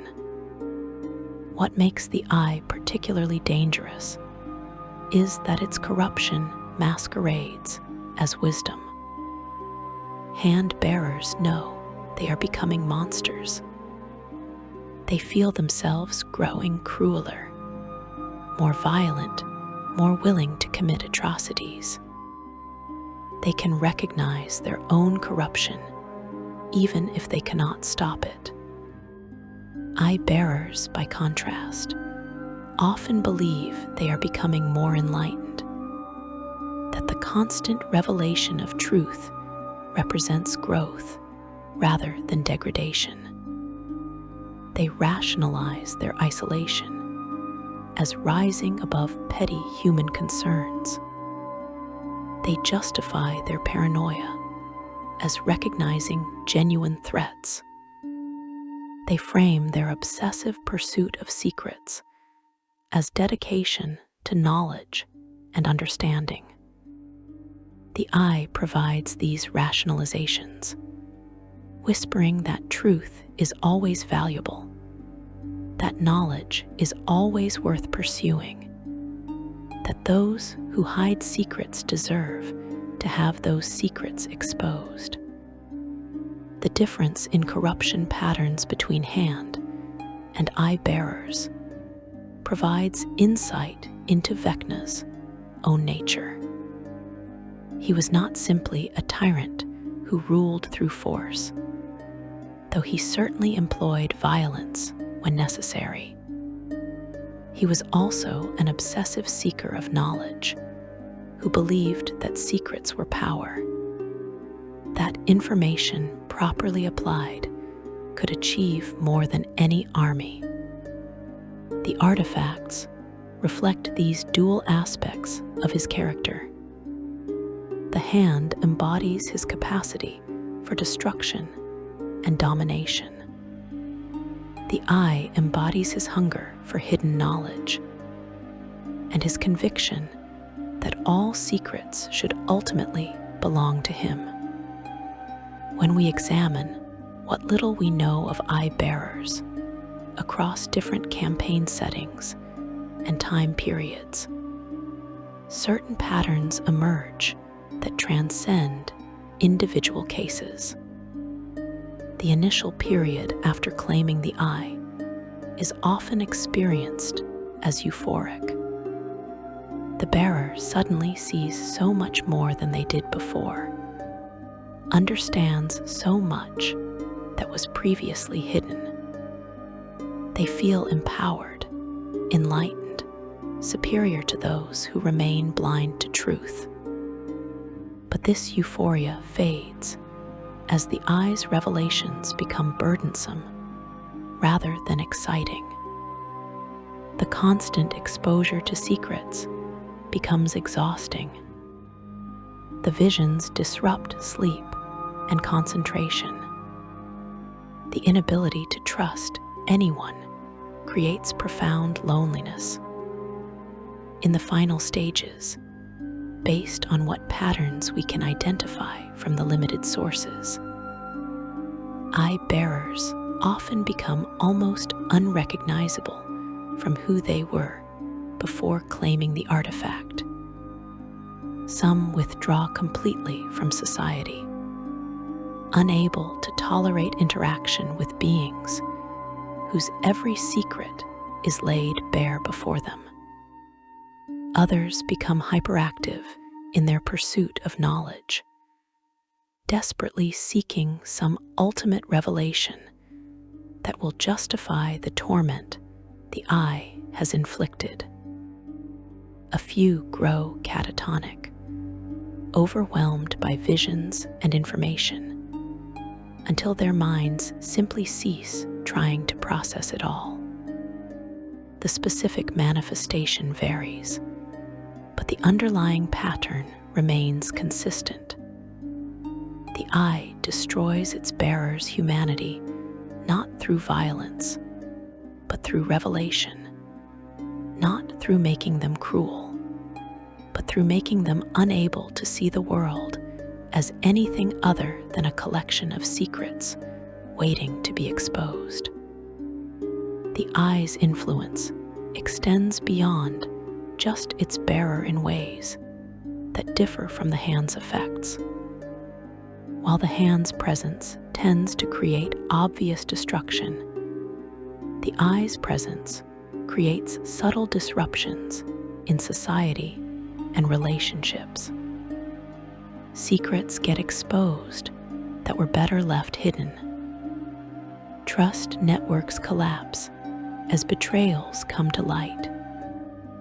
Paranoia spreads as people realize someone can see through their every deception. The eye does not destroy civilizations through violence, but through revelation, tearing apart the comfortable fictions and necessary lies that allow societies to function. As of the current age, the eye's location remains unknown. It could be anywhere in the multiverse, attached to a bearer who successfully conceals their possession, or waiting in some forgotten vault or distant ruin to be discovered. The cult of Vecna certainly seeks it, considering recovery of both hand and eye to be among their highest priorities.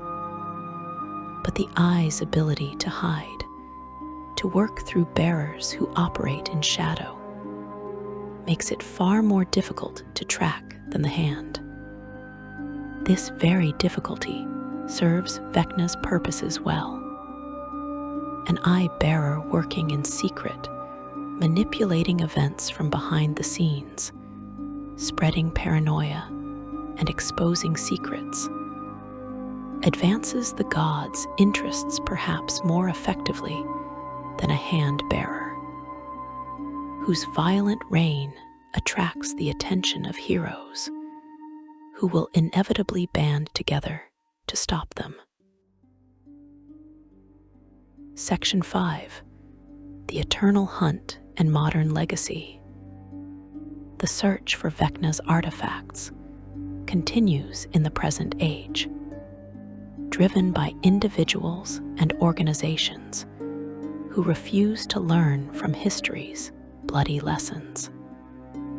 In every corner of the multiverse, there are those who hear whispers of the hand and eye, who believe they will be different from all the bearers who came before, from Padden the Vain to Halmadar, the Cruel to Morgan Ironwolf. They convince themselves that they possess the strength or wisdom to wield such power without succumbing to corruption. They are wrong, as everyone before them has been wrong. But desperation and ambition make people deaf to warnings that should be obvious. The most organized seekers are the disciples of Vecna, that ancient cult whose membership spans multiple worlds and planes of existence.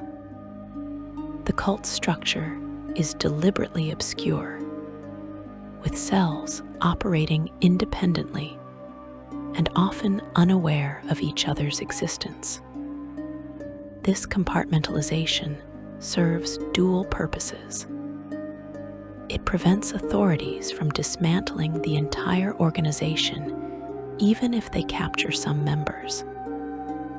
And it reflects Vecna's own philosophy that knowledge should be hoarded and shared only when doing so serves a greater purpose.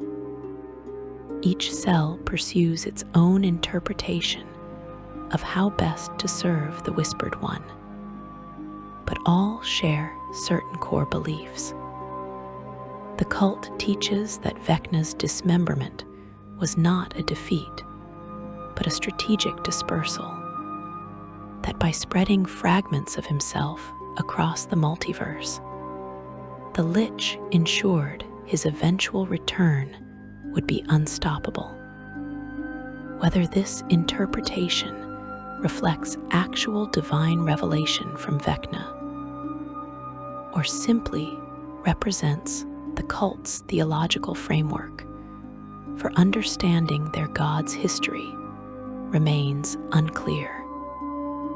What we can say with certainty is that the cult believes the hand and eye serve important functions in Vecna's grand design, and they work tirelessly to ensure the artifacts continue to find bearers who will use them in ways that spread chaos, undermine lawful authority, and advance the cause of undeath. The cult has demonstrated remarkable persistence across the centuries. When both hand and eye fell into their possession around 585 of the common year calendar, they made the calculated decision to cast the artifacts through the dimensional portal at Taveg Baragu, rather than use them directly. This suggests a level of discipline and long-term thinking that most organizations cannot maintain.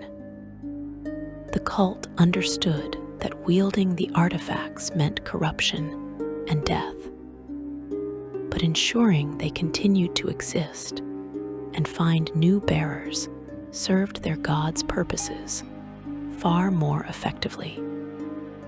When the artifacts returned from whatever outer plane they had been sent to, the cult resumed their patient work of manipulation, arranging circumstances that would place the hand and eye in hands that would use them to maximum destructive effect. The cult actively works to place the artifacts in the hands of those most likely to cause maximum disruption.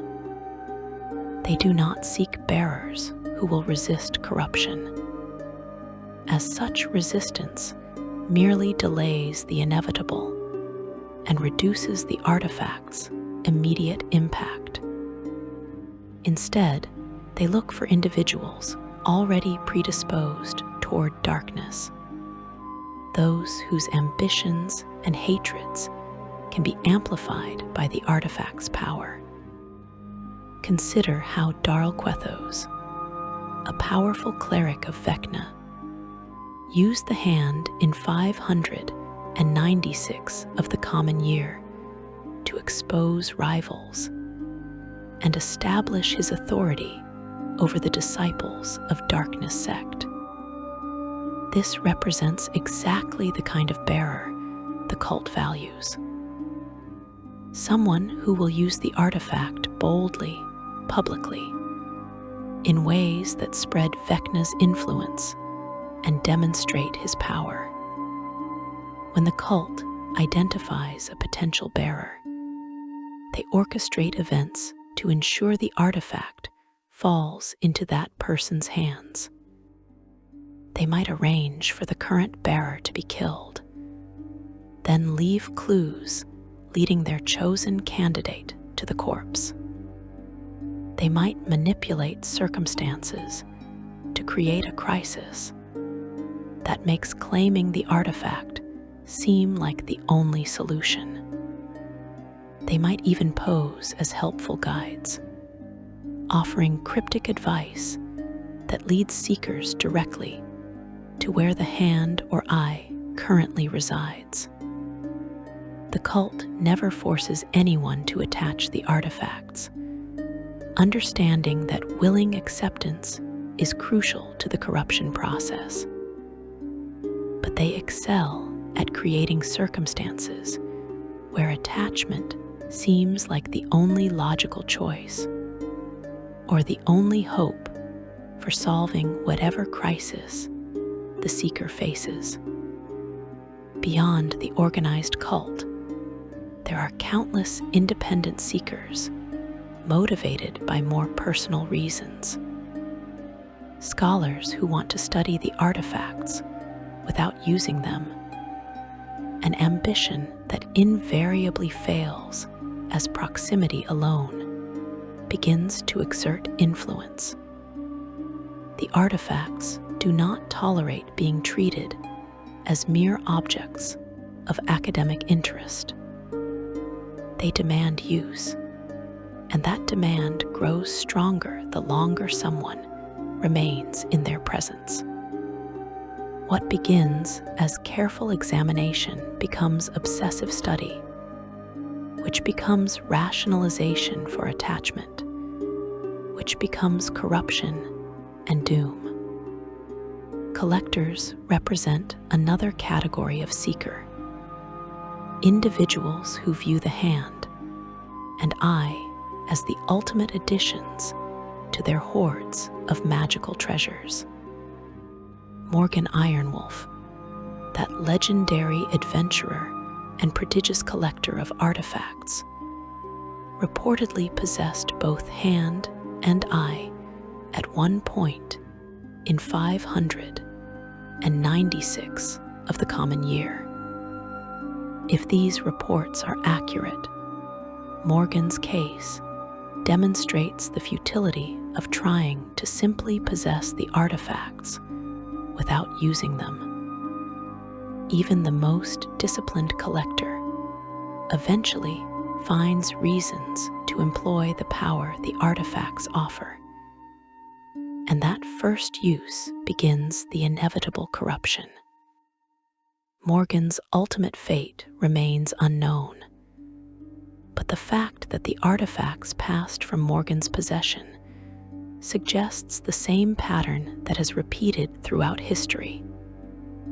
Claim, use, corruption, destruction.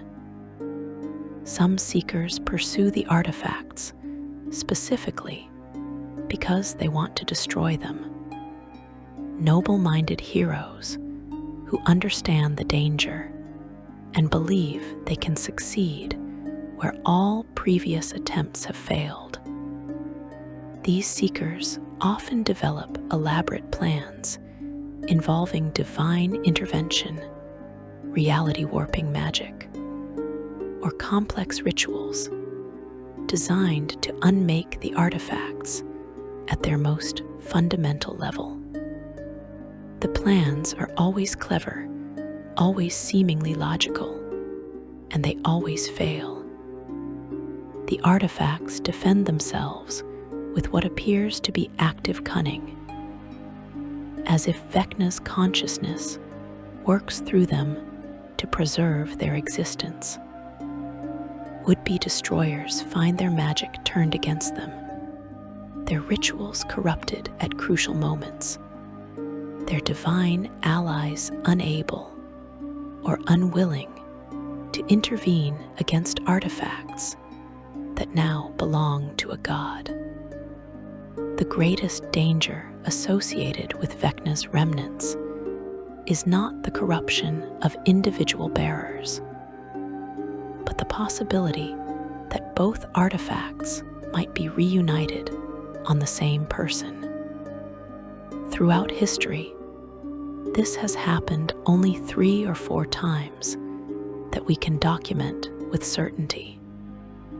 Halmadar the Cruel possessed both hand and eye from 420 to 455 of the common year, a reign of 35 years that resulted in catastrophe on a scale that reshaped the region he controlled. The cultist Pakonnen briefly held both artifacts from 594 to 595, though his tenure was cut short before he could wreak the destruction that Halmadar had achieved. Possibly Morgan Ironwolf possessed both in 596, though the evidence for this remains uncertain. These rare cases of reunification reveal a terrifying truth. A bearer possessing both hand and eye wields power that approaches what Vecna himself commanded at the height of his mortal empire. The hand grants physical might and destructive magic. The eye provides perfect information and the ability to see through any deception. Together, they create a being who can execute any plan with overwhelming force, and who always knows exactly where to strike for maximum effect. Halmadar's reign demonstrates this clearly. The eye revealed every plot against him, every conspiracy, every hidden enemy. The hand provided the power to crush opposition before it could organize. Together, they made him nearly invincible, requiring extraordinary measures to defeat him, even temporarily.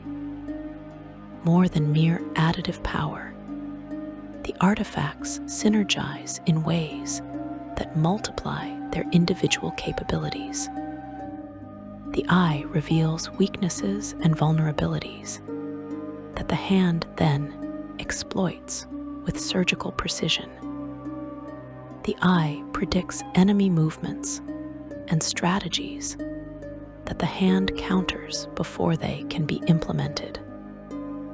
The eye uncovers hidden knowledge and forbidden magic that the hand provides the power to utilize and cast. Based on what we know from Halmadar's case and the brief tenure of Pakkanen, a bearer with both artifacts becomes nearly unstoppable through conventional means, capable of overthrowing kingdoms and slaughtering armies with the casual ease that Vecna once demonstrated during his original reign of terror. But the most terrifying aspect of reuniting the artifacts is what it does to Vecna's presence within them. When both hand and eye are attached to the same bearer, the fragmented consciousness in each artifact can fully communicate and coordinate. The presence becomes almost whole, able to assert far more control over the bearer than either artifact could manage alone. Halmadar's transformation from whatever he was before claiming the artifacts to the monster known as Halmadar, the Cruel, suggests how completely the combined artifacts can override a bearer's original personality. By the end of his 35-year reign, based on what historical accounts tell us, almost nothing remained of whoever Halmadar had been before. He had become little more than an extension of Vecna's will, a vessel through which the Lich's malice and hunger for dominance manifested in the mortal world. Vecna himself has transcended his original existence in ways that make the artifacts even more dangerous in the current age. He achieved true godhood, ascending through a combination of accumulated worship, stolen divine power, and the completion of rituals that took millennia to prepare. The path to his ascension was neither simple nor direct. In 581 of the Common Year, when Halmadar escaped from his tomb in the Kron Hills, Vecna himself destroyed his longtime servant to reclaim the hand and eye. This was part of an attempted return to power documented in accounts of that era, an effort to achieve full godhood through complex magical means. adventurers foiled these plans, forcing Vecna to pursue other avenues toward divinity. Another documented attempt at ascension involved the Crook of Rao and an event known as the Flight of Fiends. During this incident, Vecna attempted to use powerful artifacts and rituals to transcend mortality and achieve divine status. This attempt also failed, at least initially, with some accounts suggesting Vecna was banished to the demiplane of Ravenloft as punishment for his hubris. But failure proved temporary, through means that remain unclear, but which likely involved centuries of additional scheming and the accumulation of worshippers whose devotion could fuel his transformation. Vecna eventually succeeded in his ultimate goal. As a god, Vecna now resides in his divine domain, a realm of secrets and undeath where he plots and schemes on cosmic scales.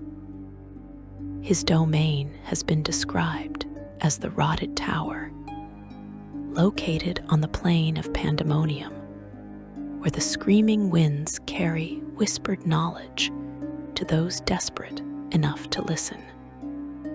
His divine portfolio includes magic, secrets, intrigue, necromancy, and lichdom. He is worshipped openly in some dark corners of the multiverse, and covertly almost everywhere else, as even those who do not build temples to him acknowledge his power when they seek hidden knowledge or pursue immortality through undeath. His worshippers include necromancers, information brokers, spies, scholars of forbidden lore, and anyone who trades in secrets or seeks power through knowledge that should remain hidden. Vecna's ascension to godhood has not diminished the hand and eye's significance. If anything, it has enhanced them. The artifacts now serve as direct conduits to their creators' divine consciousness, allowing Vecna to observe events through the eye and act through the hand across vast cosmic distances. When someone attaches either artifact, they do not merely gain the power Vecna possessed as a mortal lich. They potentially open themselves to direct influence by a god, becoming a vessel through which Vecna can manifest portions of his divine will in the material world. This divine connection transforms the artifacts from dangerous magical items into sacred relics that carry the full weight of godhood behind them. This divine connection makes destroying the artifacts even more impossible than it was previously. They are no longer simply magical objects, imbued with a lich's power. They are holy relics of a god, protected by divine immunity from most forms of harm. Throughout their history, the artifacts have survived every attempt at their destruction. They have been exposed to methods that should obliterate any magical item, yet they endure unchanged. Even the Sword of Kaz, the weapon that originally severed the hand from Vecna's body and tore out the eye, might now prove insufficient against items that have become extensions of godhood itself. Some theologians argue that destroying the artifacts would require killing Vecna the god, an act that would itself require godlike power, and which might be impossible given the nature of divine immortality and the protections gods enjoy from their divine realms. The artifacts continue to appear across different campaign settings, adapting to the specific cosmologies and magic systems of each world while retaining their essential nature. In the Forgotten Realms, they are known primarily through historical accounts and warnings passed down by powerful wizards who have studied Vecna's legend. The realms have their own ancient liches and artifacts of terrible power. But those who study such things recognize the unique threat that Vecna's remnants represent. The artifacts have appeared in the realms at various points, though their presence there often remains brief, as if they are drawn back to other worlds or planes where Vecna's influence runs stronger. In Greyhawk, the world where Vecna's empire originally stood, the artifacts remain active threats that surface periodically to terrorize the Flannies. This makes sense given that Greyhawk is Vecna's home, the place where he was born mortal, transformed into a lich, built his empire, and was ultimately dismembered. Most of the documented bearers from Padden the Vain through Giselle, Mace, the Paladin King of Myro, Halmadar the Cruel, Paconan, Darl Quethos, and Morgan Ironwolf all existed on Oyeth. The artifacts may be drawn to this world more strongly than others, pulled by the magical resonance of Vecna's long history there. In Eberron, that world of intrigue and magical technology, the artifacts are considered outsider relics, items from beyond Eberron's cosmology that do not quite follow that world's magical rules, but which function nonetheless through sheer force of the power imbued in them. Eberron has its own traditions of necromancy and its own relationship with death, centered around the blood of Val and other philosophical approaches to mortality. The appearance of Vecna's artifacts in this context creates interesting theological complications, as they represent a form of undeath and power-seeking that originates from outside Eberron's native paradigms. In Ravenloft, that demiplane of Gothic horror where evil is drawn and trapped by the mysterious dark powers, both Hand and Eye have appeared multiple times.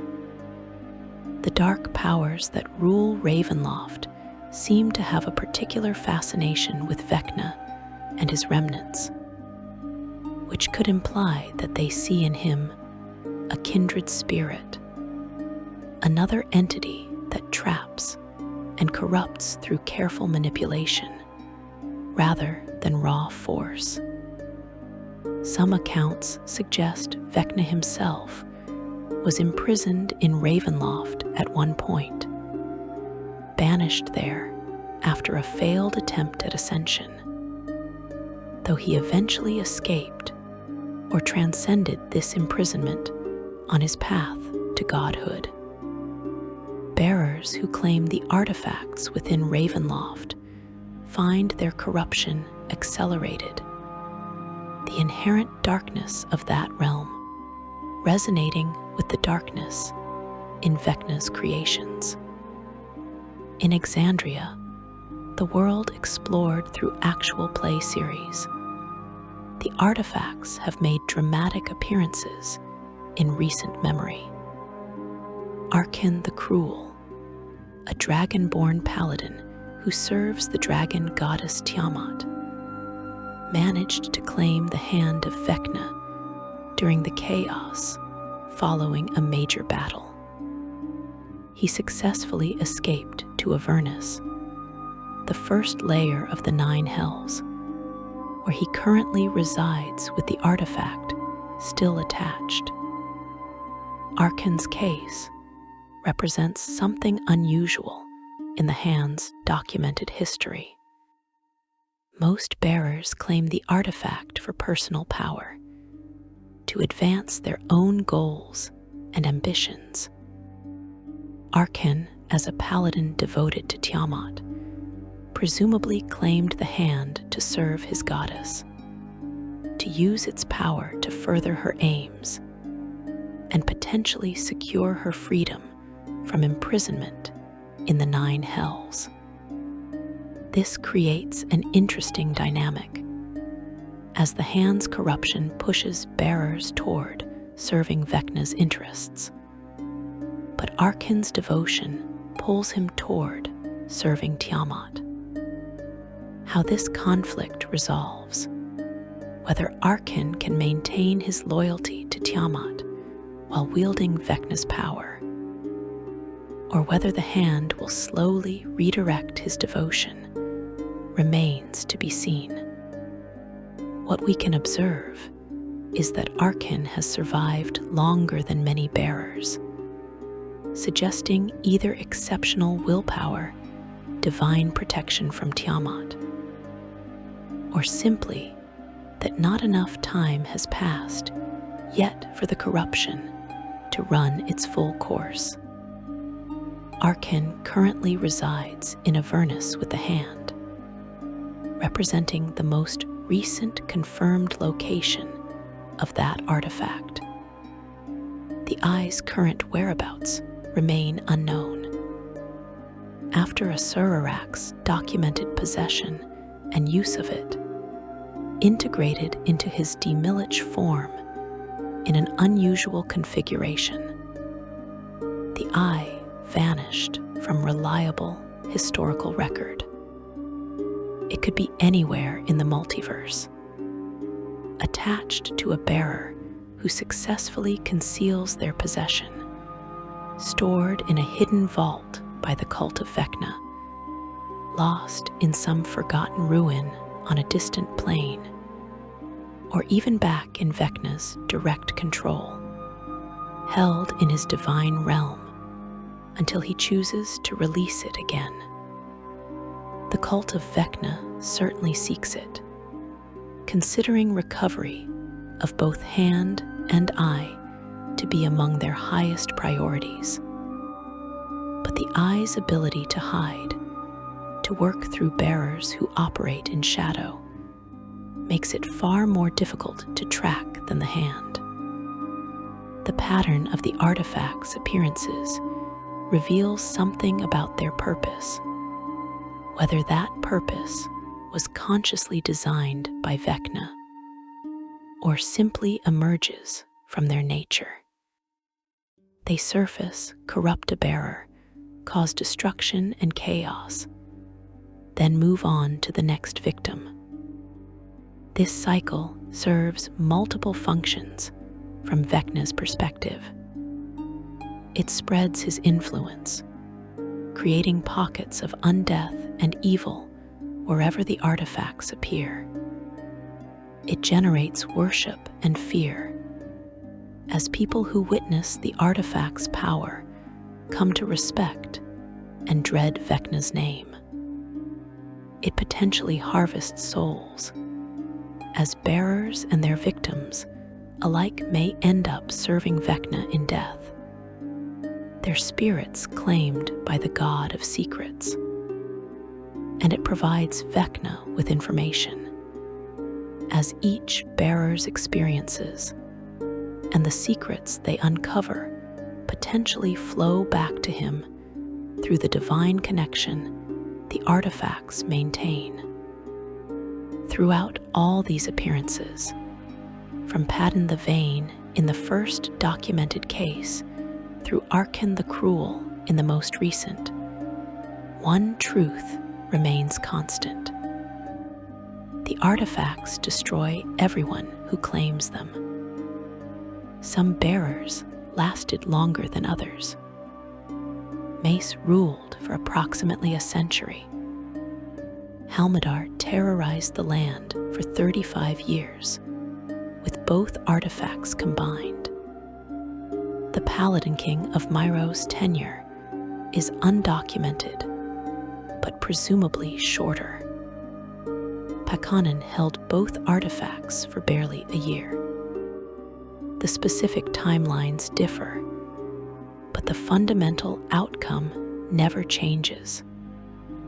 All fall eventually, consumed by the power they sought to wield, transformed into extensions of Vecna's will before meeting their inevitable end.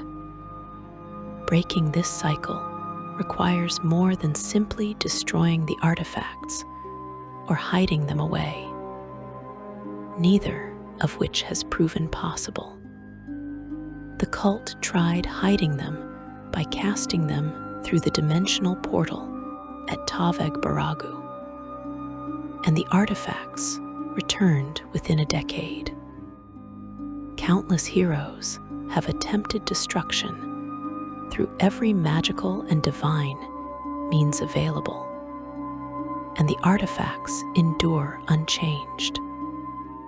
What would be required is addressing the fundamental weaknesses that make people susceptible to their temptation. The desire for power, the hunger for knowledge, the desperation that makes any solution seem acceptable.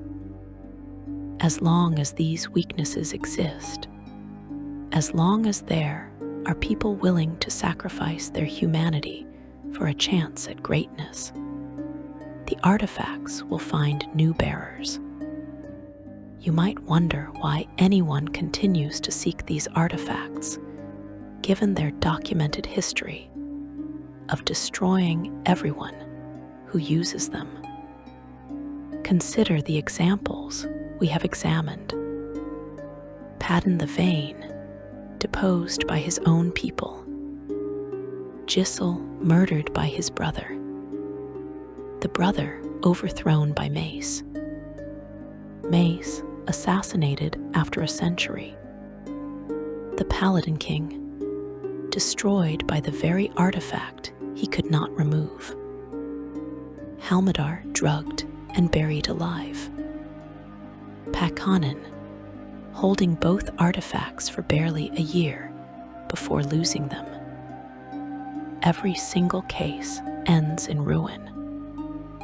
Yet people continue to seek the hand and eye. The answer is simultaneously simple and tragic. People always believe they will be the exception. They look at previous bearers and see weakness, lack of preparation, insufficient will. They convince themselves that they understand the risks better, that they have safeguards in place, that their cause is just enough to overcome the corruption. Arken the Cruel likely believes his devotion to Tiamat will protect him from Vecna's influence. Future seekers will point to previous bearers and explain why they will succeed where all others failed. Every bearer in history has thought exactly the same things. Every bearer has been wrong. The hand and eye of Vecna represents something fundamental about power and knowledge. Both can corrupt absolutely when pursued without wisdom or restraint. The artifacts literalize this metaphorical truth, transforming abstract moral decay into concrete physical and mental transformation. They serve as warnings, cautionary tales carved into undead flesh and preserved for eternity. But warnings no matter how clear, are useless if no one heeds them. The historical record from Padden through Arkin provides clear evidence of the artifact's nature and effects. Yet this evidence does not prevent new seekers from pursuing them. The artifacts endure because Vecna endures, because the impulses that drove him to become a lich, and then a god, still exist in countless others. Because the multiverse continually produces individuals who prize power and knowledge above all else. As long as Vecna exists as a god dwelling in his divine realm, as long as his consciousness persists and his worship continues, the hand and eye will remain threats. They are not separate from him, but extensions of him, fragments that carry his essence and work toward his goals, whether consciously directed or operating on ancient instructions embedded during their creation. The cycle continues, unchanging despite the millennia.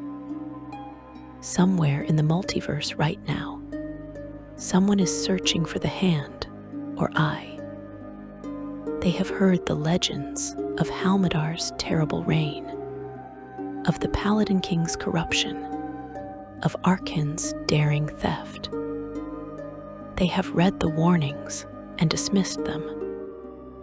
They believe themselves different from all who came before. They are already rationalizing what they will do with the artifact's power, convincing themselves that their goals justify the risk. Perhaps they seek to save their dying homeland. Perhaps they want to unlock magical secrets that could transform civilization. Perhaps they simply want revenge against those who wronged them. Their motivations do not matter. The outcome is already written in the historical record, inscribed in the fates of every bearer from Padden the Vain onward.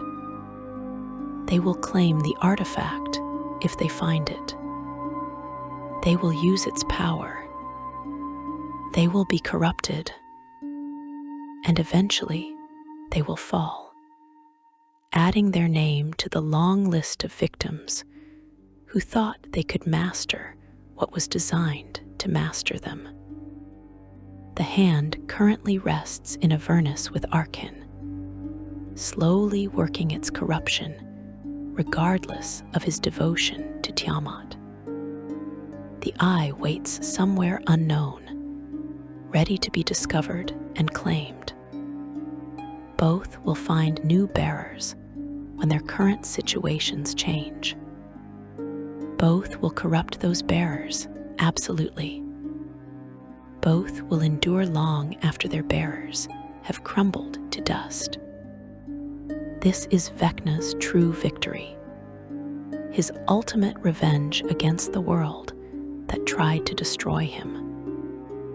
Even dismembered by cause, even scattered across the plains, he continues to corrupt and destroy through these fragments of his being, even ascended to godhood and dwelling in distant realms. He reaches into the material world through these artifacts and reshapes it according to his vision. Every bearer serves him, whether they intend to or not. From Padden, who knew nothing of Vecna's plans, to Arkin, who serves a different god entirely. Every death caused by the artifacts feeds Vecna's power. Every secret revealed by the eye adds to his hoard of forbidden knowledge. Every act of violence committed by the hand spreads the fear that sustains his worship. And so the hand and I travel on through eternity, passing from bearer to bearer, leaving destruction in their wake, waiting patiently for the next ambitious fool to claim them and begin the cycle anew. They are patient, they are eternal, and they are exactly what Vecna designed them to be. Fragments of himself that ensure his influence will never truly fade, that guarantee his name will be whispered in fear for as long as there are those foolish enough to seek power at any price. If you enjoyed this deep dive into the lore of Vecna's hand and I, please like this video and subscribe to the channel. There are countless other dark corners of Dungeons and Dragons history to explore together, other secrets waiting to be revealed, other warnings from the past that we would be wise to remember. Until next time, may you never be desperate enough to claim power you cannot control, and may the secrets you seek never destroy you in the finding.